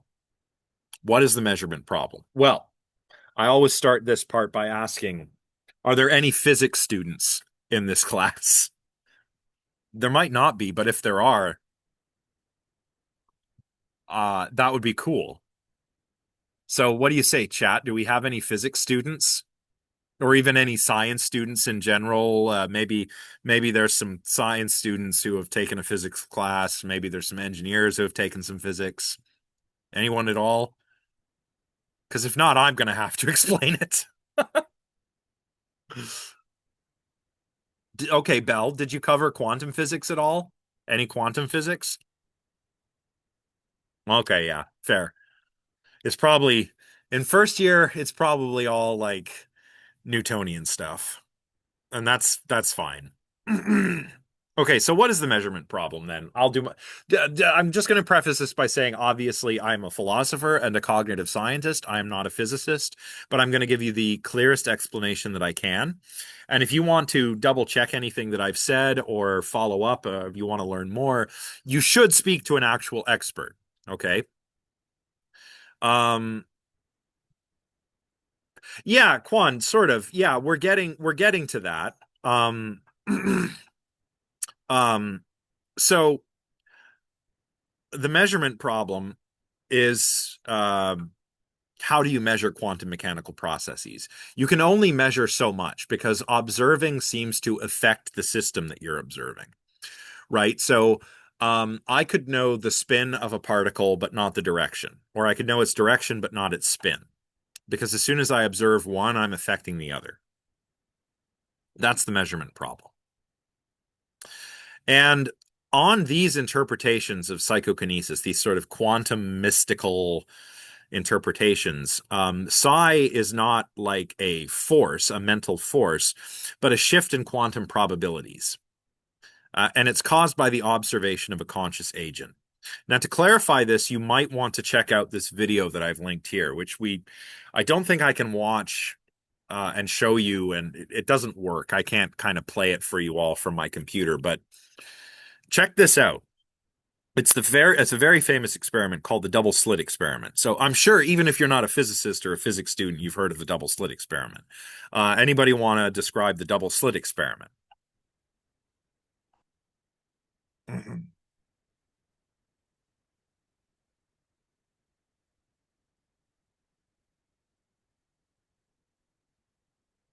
Maybe I have to explain this too. Okay, that's fine. So double slit experiment is really interesting. Yes, exactly, Bell. Light behaves as a wave or as a particles depending on whether it's observed. That's exactly right. And this is evidenced by the double slit experiment. So what you have is two slits. very small slits through which very small things can pass through, right? And I can shoot something very small, say photons, right? Photons are like little packages of light. Now, if I have two slits, um, and I shoot photons in that direction, then what I observe on the back on my detector is the interference pattern of a wave. So if I'm just shooting unobserved, the light is going through both slits at the same time as a wave, and it's creating an interference pattern on my little detector that's consistent with a wave. If I observe, and the word observe is doing a lot of heavy lifting here, but if I observe it, I don't get the interference pattern of a wave. I get the light not behaving like a wave, but behaving like a particle, and it either goes through the left slit or the right slit. Why? We don't know.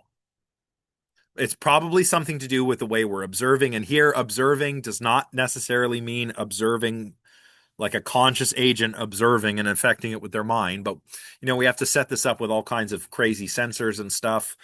And when we observe, light is a particle. When we don't, it behaves as a wave. We don't know why. Whoever figures that out is going to win a Nobel Prize. Okay. Um, and so you can watch a video here of Jim Al-Khalili from, I believe, Oxford University. He's a very famous physicist, does a lot of science education and engagement with the public. And he's got a little video here where he explains this all much better than I can. So do go check that out. Yes, it is somewhat related to Schrodinger's cat, which we will talk about before. Schrodinger's cat is really kind of related to what Quan said up here, right? Things can exist in superposition. Um, things can be in multiple states at a time until they're observed. That's what Schrodinger's cat is supposed to illustrate. The cat is both dead and alive until you open the box and observe it. The cat is like in quantum superposition. Of course, quantum superposition is not something that happens with cats. Um, it's something that happens with like subatomic particles. But cats are, we have an everyday intuitive understanding of cats that we do not have of subatomic particles. So that's why Erwin Schrödinger uses cats. Um, so the idea here is that psi is what collapses the wave function, what gets you from existing in multiple different probabilities simultaneously to one probability. It's what gets the light to stop being a wave and become a particle, right? Now, some claim that this sort of explanation was illustrated or evidenced by an experiment that used the pre-recorded targets, that is, clicks. This is a really interesting experiment. Um, we used radioactive decay to generate random numbers that would be converted to clicks, and these could fall on either the left or right channel of an audio tape. Now, the tapes were played, they were recorded and played, and participants had to influence the clicks to one channel or another. The idea is the tapes haven't been played yet, they haven't been observed. So, as soon as you observe them, it's like opening the box and checking on the cat. Is it dead or alive? When you're listening to them and observing them, you're trying to influence where the clicks fall. And we tried to see if the participants had willed um, the clicks, like an excess of clicks to one channel or another, to the left or right channel. Boy, those are some very loud birds up there. I don't know what kind of, oh, they're very pretty. I don't know what kind of birds those are, but they're very cool looking. Anyway, sorry, getting distracted by nature. So, we play the tapes. The subjects try to record to influence where the clicks are going, but they're not listening to anything. Then they store the tapes. Then they play them back and see if it worked. Um, in some experiments, we even repeat it with the same targets more than once, and we get a apparently stronger retro PK effect of willing these clicks, which could randomly go. Remember, it's randomly determined, like a truly random process that determines whether the click ends up on the left or the right side of the tape. And that's the process that they're trying to influence. I guess quantum mechanically using the mind. Dick Bierman, a Dutch parapsychologist, has even used this to test the subjective reduction interpretation of the measurement problem. So think of the double slit experiment. Again, think of Schrodinger's cat, right? And I've got another little TED Ed video that explains Schrodinger's cat. But basically, this was the way that Erwin Schrödinger explained quantum uncertainty. Um, and he did it with, non-quantum examples, i.e., cats. But you've got a cat in a box, and in the box is a supply of poison gas. And the poison gas will only be released if a little bit of radioactive material decays. And the radioactive material has a 50-50 chance of decaying or not decaying before you open the box. So before you open the box, the cat is both dead or alive. Of course, again, it doesn't work this way at this level of reality, right? This is like a subatomic thing, not a macroscopic thing. But it's designed to illustrate how wacky quantum physics gets, right? What do you mean the cat is dead and alive at the same time until it's observed, and then it becomes either alive or dead? That's wacky. Well, yeah, but that's how things work. When you're dealing with like protons, neutrons, electrons, and so forth, right? But the basic idea behind the subjective reduction interpretation is that it's consciousness that's collapsing the wave function. So you've got all these probabilities existing at once, and it's the consciousness of an observer that's collapsing that wave function so that you get from a bunch of simultaneously existing possibilities to one actuality. If you're using this to explain Schrodinger's cat, it's observing the cat, which makes it alive or dead. If you're talking the double slit experiment, it's a conscious observer that is causing light to behave like a particle versus as a wave when it's not being observed. Again, not all quantum physicists are saying that it's the consciousness of the observer that's doing this. This is very much quantum mysticism, right? It's not exactly scientific, but it has gained traction amongst parapsychologists. So Dick Bierman is testing this, and what he's doing is recording auditory invoked potentials from the participants while they listen to clicks from an unobserved set of decay events. So what are these auditory invoked potentials? These are changes in electrical potential that we can detect on the surface of the scalp using an EEG, an electroencephalogram. So maybe you've had one of these. Maybe you've had an EEG, right? Sometimes you get them if you have epilepsy or if you have had a seizure. They might give you an EEG to look for abnormal brain waves. And the brain waves, again, they're not like, woo, they're not anything weird or spooky. They are just how the patterns of electrical activity show up when we record them on an EEG. Um, you might have an EEG if you're a Carleton student and you want to participate in some research. There are lots of people in the cognitive science department, in linguistics and psychology, neuroscience, doing experiments all the time. So if you want to have an EEG done and participate in science, you can go and do that. And if you do that, what they will be recording are changes in electrical potential at the scalp with little electrodes that go on your head.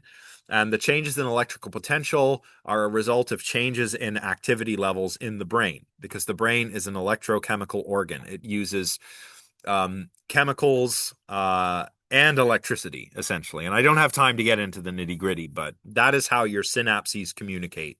That's how your neurons communicate across the synapse, by releasing little chemicals called neurotransmitters, which change the electrical potential of the the surfaces of the synapses, and that's how information is transferred back and forth. And when you're detecting uh, potentials, auditory invoked potentials, that would be changes in electrical potential that are evoked by listening to something. And what Bierman is recording are the changes in electrical activity in the brain when participants listen to previously unobserved decay events that are on the left or right side of these tapes, right? And he's comparing these responses to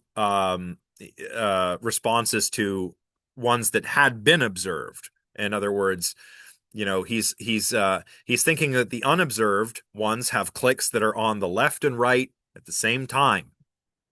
They're in superposition.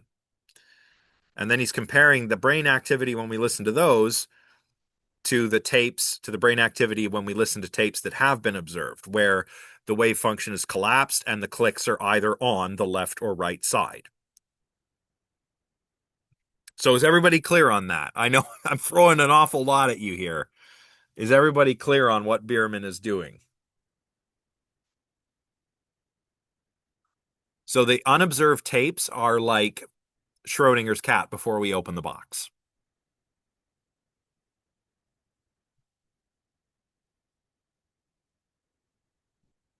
Kaya gets it. Okay. And as Lena said earlier, it is a lot like Schrodinger's cat. So he's having you listen to unobserved tapes. The clicks are in superposition. They're not on the right or left side, and they are on both right and left side, or channel, I should say. Um, he wants to see what your brain looks like when you um when you listen to those that are being observed for the first time versus stuff that's already been observed. And he claims to have found a significant difference in brain responses between observed and unobserved tapes, which is very interesting. But we haven't been able to replicate these results. Bummer.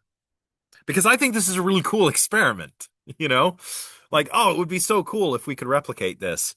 Unfortunately, we've had a lot of difficulty doing so. But it is an awfully inventive, creative experiment, I have to say. I think it's very neat. Similarly, at the Princeton Engineering Anomalies Research Lab, or PAIR for short, some researchers led by Robert Yawn, I think that's pronounced Yawn, collected lots of data from lots and lots of different experiments using quantum mechanical random number generators. So they went over lots and lots of data that were automatically recorded, that counterbalanced the direction of the aim of the particles, used baseline conditions as a control. So you've got baseline is just, going to be average background radiation. I'm being bombarded with radiation right now, right? There's radiation coming from outer space, you know. There's radioactive material in some of the food we eat, particularly if it's been grown in the ground, right? And if you want to see that, go on YouTube and look for a cloud chamber. And people build these little cloud chambers where you can actually see these um, radioactive particles shooting through the clouds in the cloud chamber. It's quite cool. Yeah, yeah, Leo, that's another problem, right? That's the other problem is that Bierman is not a physicist. He's a parapsychologist. That's why quantum physicists aren't doing this sort of stuff, right? It's the parapsychologists who are doing it. And I think talking about, bringing the quantum mechanical stuff in gives it an air of scientificness that is not really warranted. But yeah, you're right. It's the particles themselves that are supposed to be in superposition. It's almost like he's taken Schrodinger's cat too literally, right? The kind of thing that happens in the Schrodinger's cat thought experiment is not going to happen with actual cats. Cats are too darn big. But it might happen with subatomic particles, which do exist in superposition. right? Like what exists in superposition? Think of like electrons, right? We're still very used to like the Rutherford model or the Bohr model of an atom, which has the nucleus at the center and then the electrons going around in an orbit. But most physicists nowadays, I think, subscribe to the idea that the electrons actually exist in sort of like a cloud of possibilities around the nucleus. So, you can observe it and then go like, oh, there's an electron. But until you do that, the electrons are kind of like in superposition around the nucleus. Again, not a physicist, so don't just take my word for any of this. You should definitely look at an actual proper source. This is just my understanding. I could be mistaken. I try and refresh my knowledge on this stuff periodically, but I do make mistakes, and this is not my background. So, but yeah, I think Leo is onto something here. Okay. Um, so they did a bunch of meta-analyses with lots of studies kind of in this vein, right? To see if there is an effect of quantum PK in the data. The first meta-analysis that they did used almost 600 studies like this. And they found chance results in control conditions, so regular background radiation, versus in the experimental condition, which is where we've got an actual radioactive isotope that's decaying, and we're trying to get somebody to influence how it decays by willing the clicks to be on one audio channel or another. And these deviations were also statistically significant, which is important. Um, oops, I've messed up my slides here.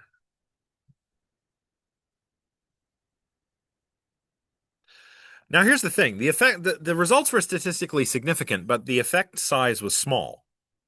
And remember, your effect size is kind of like the strength of the relationship between two variables. So here, the effect size might be something like whether you're in the control condition versus the experimental condition.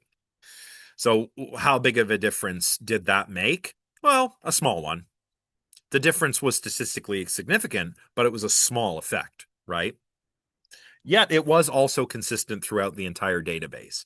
So it didn't seem, according to the experimenters, to be caused by any sort of problems with methodology or biases of the experimenters. Again, they're drawing on like almost 600 studies in this analysis. Um, so they're reasonably confident that they had identified something interesting there. They claim that this serves as evidence, quote, for consciousness related. Excuse me, I have to get my little video thing out of the way. It's in the way of my slide. For consciousness related anomalies in random physical systems. Again, the idea that it's the conscious observation of a conscious agent that is affecting the behavior of these random systems, right? And so they conclude that consciousness does, in fact, affect the material world. This would be micro PK if it were a real effect, right? But in a subsequent meta analysis done by different, more skeptical authors, it was found that there was actually a smaller effect size, and that the difference between the experimental conditions and the control conditions could be reduced to chance level by including the data from just a few more, like less than a dozen other studies. So do with that what you will. In any case, following Blackmore here, a lot of these researchers doing the research into micro PK, parapsychologists, and so forth, find all of this evidence convincing, um, and is further evidence for the claim that consciousness is playing a role. Like that consciousness has a sort of power, right, to affect the world. Mind over matter, again. Um, the reason why Blackmore has this chapter in this book, I mean, well, first of all, what book is it? This is a book on consciousness, right? This is not from a book that Blackmore has written on parapsychology. This is from a book on consciousness. And because of her background in parapsychology, that is why she includes this chapter on the paranormal. Because we do find this claim. from parapsychologists, you know, that consciousness has some sort of power to affect the world. Now, certain of them are making this claim because they are, in fact, substance dualists, right? So the mind, being a non-physical force, can still affect physical systems. This was an idea introduced by Rene Descartes, right? So if you've taken a philosophy class, you probably know this. We've summarized a lot of it here already in the beginning of this lecture. But Descartes thinks that, again, if the body is a machine and the mind is, to use Gilbert Ryle's kind of sardonic description, a ghost in the machine, um, well, then how does the mind affect the body and how does the body affect the mind? Descartes kind of gives us an answer. It's not a very good one. But basically, the mind interacts with the brain via the pineal gland, which is a gland in the brain. Um, and this affects what Descartes called animal spirits, which is kind of like a gaseous fluid that almost like the hydraulic fluid of the nervous system and the muscles. And that's how a thought can cause my arm to go up for Descartes, right? My soul goes, okay, raise your arm. It affects the pineal gland, which affects the animal spirits, which affect my bones and muscles, such that I raise my hand, right? And how does the body affect the mind? Well, the sense organs are affected by material processes in the world, which affects our nerves and muscles, which affects the animal spirits, which affects the pineal gland, which affects the soul. That's his explanation.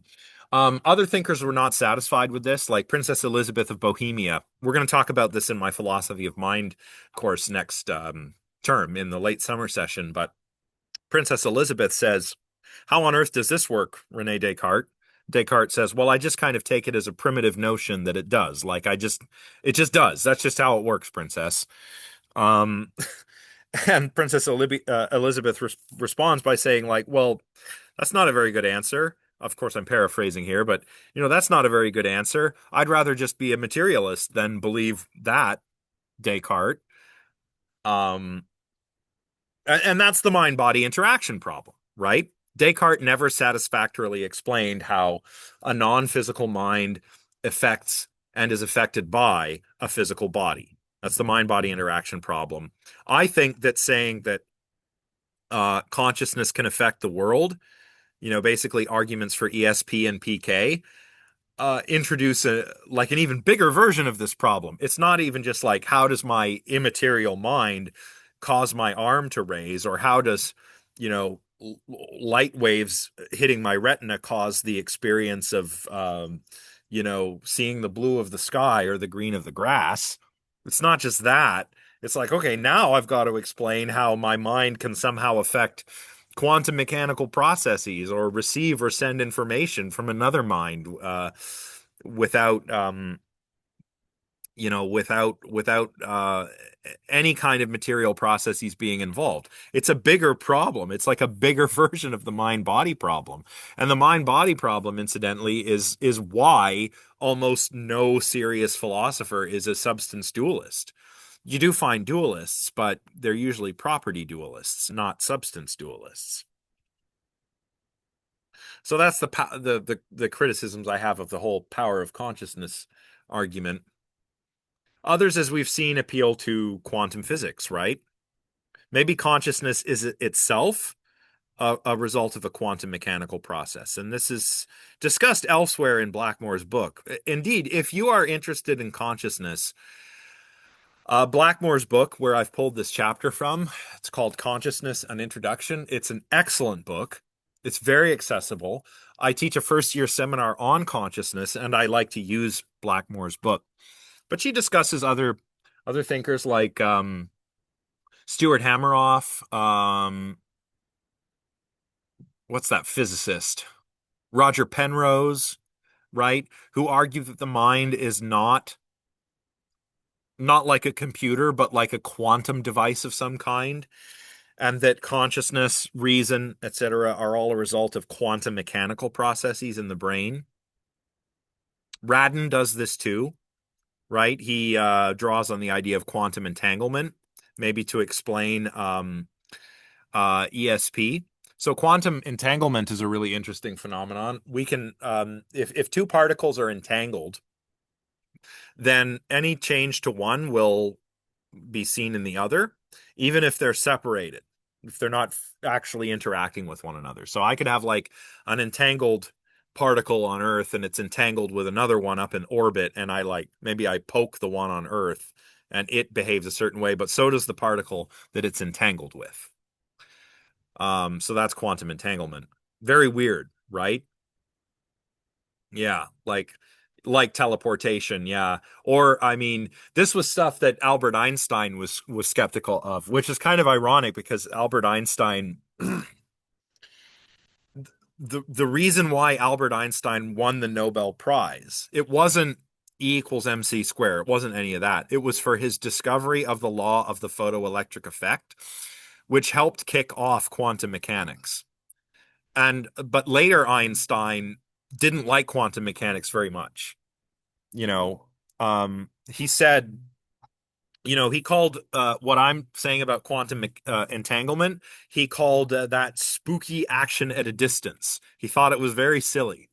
He also famously said, God does not play dice with the universe in response to like the randomness stuff, like the Schrodinger's cat thing or the double slit experiment. Einstein was like, no, no, no, no, no, God does not play dice with the universe, right?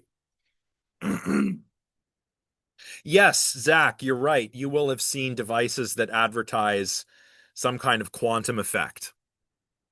Um, One that I remember is, which unfortunately is still sold in pharmacies all around the country. It's called the Q-ray bracelet, right? And it's a little bracelet that you wear, and it's supposed to do something with your, I don't know, your energy or whatever. And it doesn't really do anything. I mean, it's probably a placebo effect. But they're not cheap. Like 10, 20 bucks for one of these things. That's 10 or 20 bucks you could spend on something else.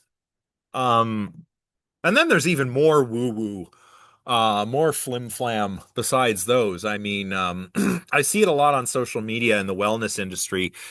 People will talk about grounding, where basically you go out and stand outside barefoot, and it's supposed to like connect you to the earth because your shoes aren't blocking you from getting the I don't know, the earth energies, right? It's all kind of adjacent with quantum mysticism. And it's also a really good example of pseudoscience. I mean, it sounds scientific to the uninitiated, but it's not really scientific, you know? So be careful. Like, be careful how you spend your money. That's all I'm saying. Like, if you want to buy a Q-ray bracelet because you think it might help you with inflammation or pain or something, I mean, go ahead and do it, but, just know what you're doing. A Q-ray bracelet is like 10 or 20 bucks, so maybe that's not that big of a deal. But something like, I don't know, a Kangen water filtration system could cost you thousands of dollars, and it doesn't do anything, right? It's the equivalent of what we saw in the James Randi documentary, charging the water with energies. That's not a thing, right? So don't drop thousands of dollars on this thing that doesn't do anything, but that's telling you that it's going to cure all your ailments, right? Just, you know, all of this is either, again, kind of representative of the power of consciousness, magical thinking stuff, or the quantum mysticism. Yeah. Well, Kaya, that's a really good example. So amethyst is a crystal, right? And crystals really do have some interesting properties, right? Crystals are cool. Crystals have a regular structure, right? They're minerals with like a regular structure, which is why they're so pretty, right? And crystals also have other weird properties, like you can generate electricity from a crystal by whacking it. It's called piezoelectricity after the guy who discovered it. It's interesting. Like if you're a guitar player, you might know of these pickups. They're called piezo pickups. And what they do is they make your electric guitar sound like an acoustic guitar. How? They're situated in the bridge, little crystals, little crystalline pickups that when you pluck the string, it vibrates and that generates an electrical signal which can be picked up and amplified. So there is something true to the claim of, like crystals and energy and stuff. But but it's not the kind of thing that's going to make your water charged, right? It's like taking a grain of truth and then amplifying it and making a strange claim, right? So yeah, like crystals are really cool. Crystals are nice to look at. If you like to collect crystals, you should do that. Um, Crystals have interesting properties where, they can generate energy, the piezo effect. But that does not mean that certain crystals are going to heal you or affect you in some kind of way, right? It's all very similar to this stuff that we're talking about here. Um, but anyway, like I was saying with quantum entanglement, Radin uses this idea to explain um, cases of like telepathy or something. Maybe our minds are entangled, like particles are entangled.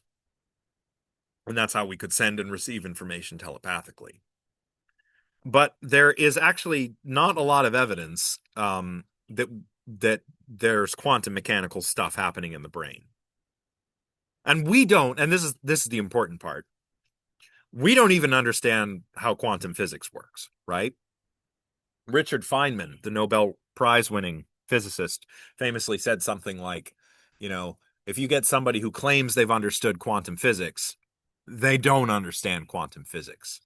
We can do the math. We've got the formula. We can use the formula to make predictions and test hypotheses and make devices that work, but we don't understand why stuff is the way it is all the way down in that subatomic level. We don't understand why are things superposition. Why can things be in superposition? Why can light be a particle and a wave? Why is there spooky action at a distance? We don't know. We have no idea. So trying to explain consciousness and the power thereof with quantum mechanics is like swapping one mystery for another. Because just like we don't understand fully quantum mechanics, we also don't understand consciousness, right? We have a basic idea, but we don't know how, neurons firing in the brain gives rise to subjective conscious experience. We haven't solved that problem yet. So why would we trade one mystery for an even bigger mystery? It doesn't make sense to me, but again, Stuart Hameroff, Dean Radin, um, Roger Penrose, right? They have explored this possibility. I think also that magical thinking or the omnipotence of thought is relevant here. The omnipotence of thought we could think of as a specific sort of magical thinking that refers to that animistic tendency that we've, according to Freud, either repressed or surmounted. Um, this animistic tendency to believe that our thoughts can affect reality.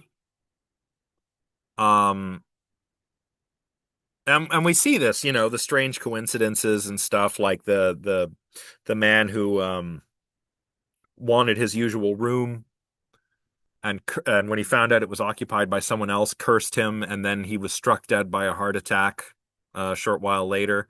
Like that's a weird coincidence, but if it happens close enough, your curse versus your effect, and they happen in close enough proximity, um, you might believe that you caused it to happen. Um, that's the omnipotence of thought. But maybe also these weird coincidences can explain why so many people believe in psi abilities, right? So we're not just stopping by saying, oh, ESP and PK don't exist. No. Well, maybe they do, maybe they don't. But a lot of people believe in them, much more so than the evidence warrants, I think, right? It could be because most people are actually bad at reasoning about probabilities, right? Um, People might judge coincidences as much more unlikely to occur than they actually are. And Blackmore actually finishes the chapter with this. Like, remember the example she starts with of the person who dreams of seeing their friend in the hospital dying and then getting a call that they were killed in a car crash? What are the chances, you're thinking? Well, a mathematician actually ran the numbers. And in the United Kingdom, given the population, the number of car crashes, the nature of people's dreams, what they dream about, he calculated that the chance of somebody that somebody dreaming of somebody who's died and then waking up to find out that they had actually died will occur once about every 2 weeks, which is not really as unlikely or as infrequent as you would imagine, right? I would have thought it would have been what, I don't know, once a year. No, it's once every 2 weeks. Um, that's wild. And we know that people who are better at making probability judgments are less likely to report other paranormal experiences. And they're more likely to express lower levels of belief in the paranormal as well. Of the people who do believe in the paranormal, they're more susceptible to apophenia.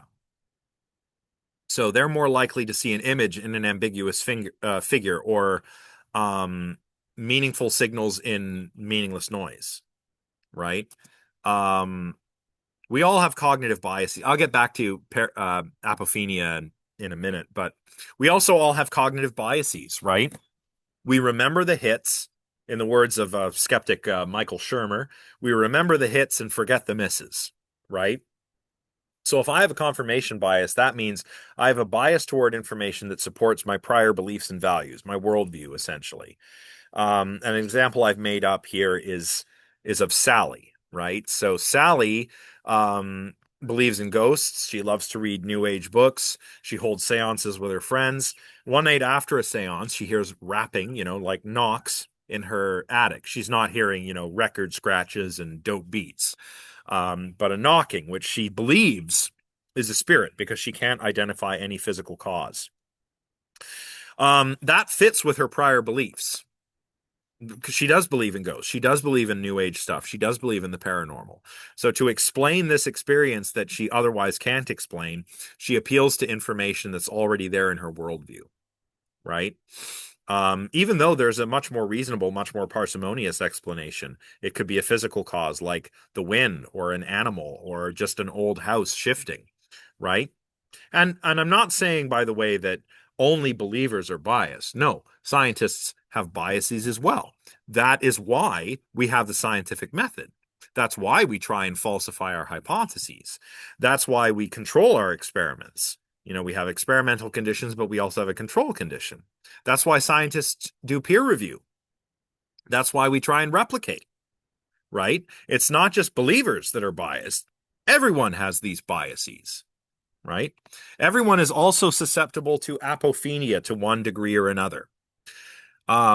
So this is when we perceive meaningful connections between things that are actually unrelated. Like when we perceive a signal in noise, right? So one specific example of apophenia would be pareidolia, where we see meaningful information in noise. We see signal where it's just noise, right? So here is the most famous example. That's where you see a face when there's no face. I took this picture at my old apartment, my old dirty stovetop there. But yeah, it looked like there was a face in my frying pan that I was soaking. Of course, there was no face. It's just this gap of bubbles and this gap and this gap. But it kind of looks like he's winking at me because my brain is wired up to detect faces, right? But there are other examples too. Can you think of an example either of apophenia in general or more specifically an example of pareidolia?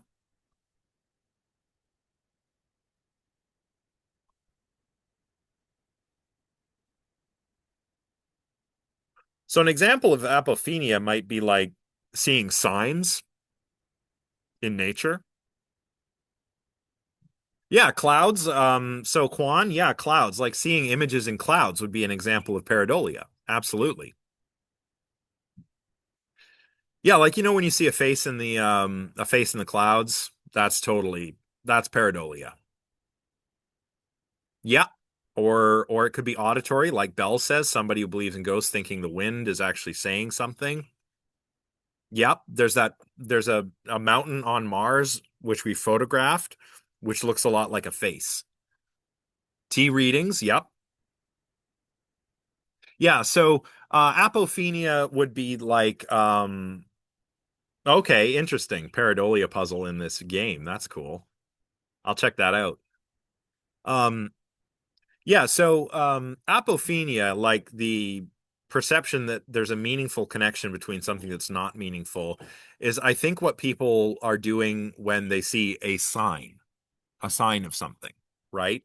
Like, imagine I'm not sure what to do, so I say, just give me a sign, should I go to university? Give me a sign, universe. And then the clouds open up and the sun starts shining. Oh, okay. That's a yes. The universe says yes, right? That's apophenia. Or a lot of people, I think, experience this after they've lost a loved one. So they've lost a loved one, and then they see something that reminds them of that loved one, a bird, a butterfly, whatever. And then they say, oh, that's them telling me I'm good, I'm okay, right? That's apophenia. Pareidolia is again faces in the clouds, reading tea leaves potentially, hearing noises. Have you ever watched those ghost hunter show? Like I remember there's ghost hunters, there was Living for the Dead, there was is Ghost Adventures, I guess is the new one that you guys told me about. But on those shows, you know what they do? They put microphones around and they record the sounds from the house. And then they go back and listen to it. You know what I mean? And then there'll be a random noise which they hear as like get out. And they write, in closed captions like get out. Yep, that's definitely what they're saying. It's not random noise, it's a ghost. That's pareidolia. That's just random noise which you hear as whatever you hear it as. But that's another example of pareidolia.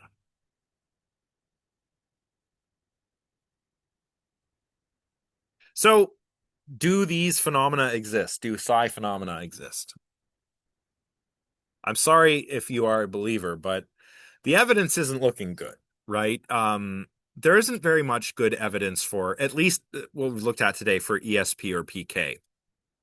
We can't definitively conclude that they don't exist, but if they do exist, the evidence is not strong. The phenomena themselves are probably quite weak, and they're probably not something that we can consciously control. So it's kind of like if they exist, what's the big deal, right? It's not like I can develop my powers to use to cheat casinos, by influencing dice rolls and reading the minds of my fellow card players. No, it's if it does exist, it doesn't look like I can do that. But okay, so we can't reasonably warrant belief in ESP or PK, or even if you broaden that out, say we ought not to believe in the paranormal at all. Does that mean we ought to then reject spiritual experiences or religious experiences? Blackmore says no, and I agree with her. And she does explore this elsewhere in this book, which is available for free in a PDF format at the Carleton University Library. So check it out if you're interested in consciousness. But she talks about altered states. She talks about near death experiences. She talks about like peak experiences, mystical experiences. She's got like a chapter for everything related to consciousness in that book. Great book. Um, but yeah, just because you don't believe in the paranormal, should you there then not believe in, spiritual or religious stuff or folkloristic stuff? Mm, I don't think it means that you should not then believe in those things too, right? After all, a lot of religions claim that there are supernatural things, but they make a distinction where the supernatural is like the stuff that's okay, stuff that's kosher, if I can borrow that vernacular, and the stuff that's not. And then they'll label that as paranormal or occult, right? So what's happening in the chat? Yeah, spirit box. Yeah, we're going to talk about the spirit box next time. Yeah, but a spirit box is a really weird invention. Yeah, it's basically a radio scanner that scans all channels. And so it could be picking up random words from radio stations all over the place. And that's supposed to be a ghost talking to you. Um, all right. Um, oh yeah, good point, Kai. Yeah, if you're going to check out any online books, you go through Omni, the off-campus library access, and you don't have to go there. I mean, you really don't have to go there for this book because it's available online. You can download PDF chapters, you can download the entire book. When I use it for my consciousness class, I use the I think it's the second edition, which is also the one that this chapter is drawn from. So, yeah, that's helpful. Um So yeah, like a lot of religions already kind of make this partition, right? They're like, okay, so this stuff is okay, this stuff is not. So don't do that stuff, right? You know, like some religions say there's no such thing as black magic.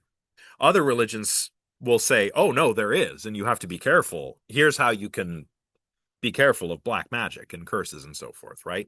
So a lot of religious traditions, I think, already make that distinction between more or less acceptable versus unacceptable supernatural beliefs. Um, some deny their existence, right? Like officially, I don't think many Catholics think demonic possession is real anymore, but it was not so many, many years ago, just for example. Um, what's happening in the chat here? Yeah. Oh, thank you. Yeah, links there for the library stuff. Thank you. Um, and as Blackmore points out, like what is so spiritual about bending a spoon? What is so spiritual about correctly guessing what card is going to be drawn next, greater than chance would allow? I don't know.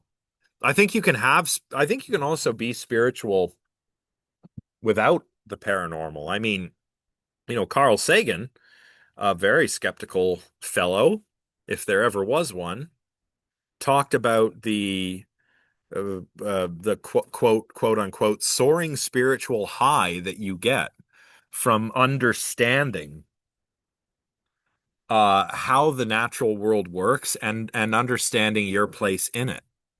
That's spiritual for me. Like I get that. I really do get that. Like that's awesome. Like yeah, like we live in this big universe and we're made of star stuff and we're a way for the cosmos to know itself. Like yeah, that is so cool. Like that's all I need, personally speaking. And if you want to check that out, read Cosmos by Carl Sagan or watch the program. I'm going to have you watch a couple episodes of that actually next week when we talk about astrology and aliens and UFOs. But what can we say for certain? It seems like, at least Blackmore argues, that it's the power of consciousness.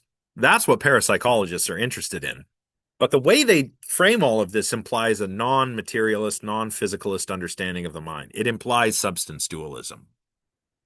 And if that's the case, then yeah, parapsychology is actually distancing itself from other sciences.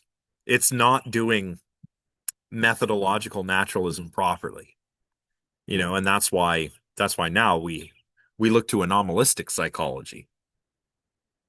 And this is also why parapsychology is largely regarded as a pseudoscience. I mean, psychical research, I think a lot of those people were trying in earnest to discover something new.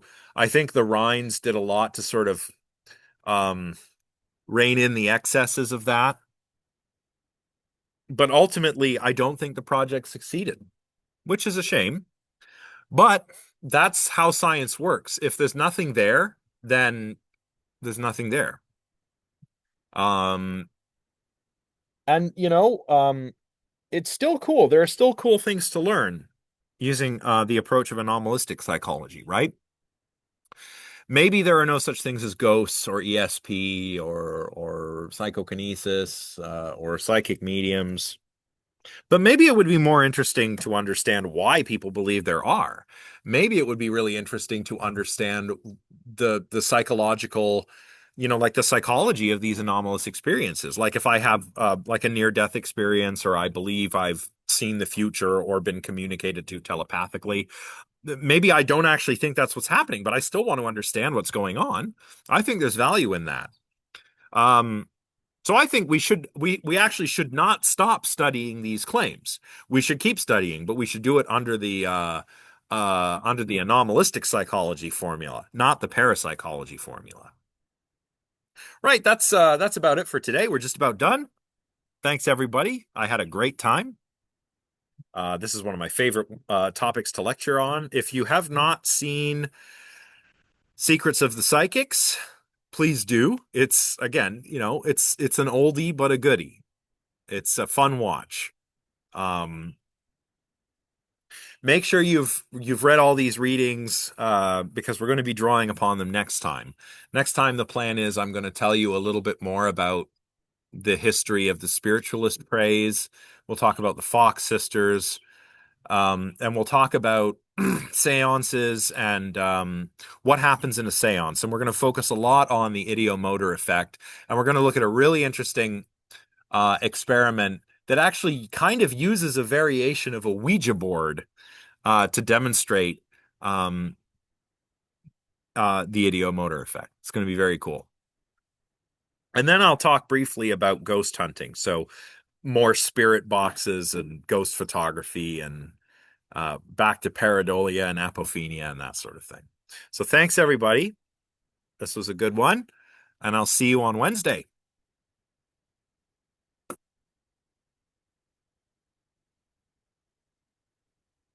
Oh, chat.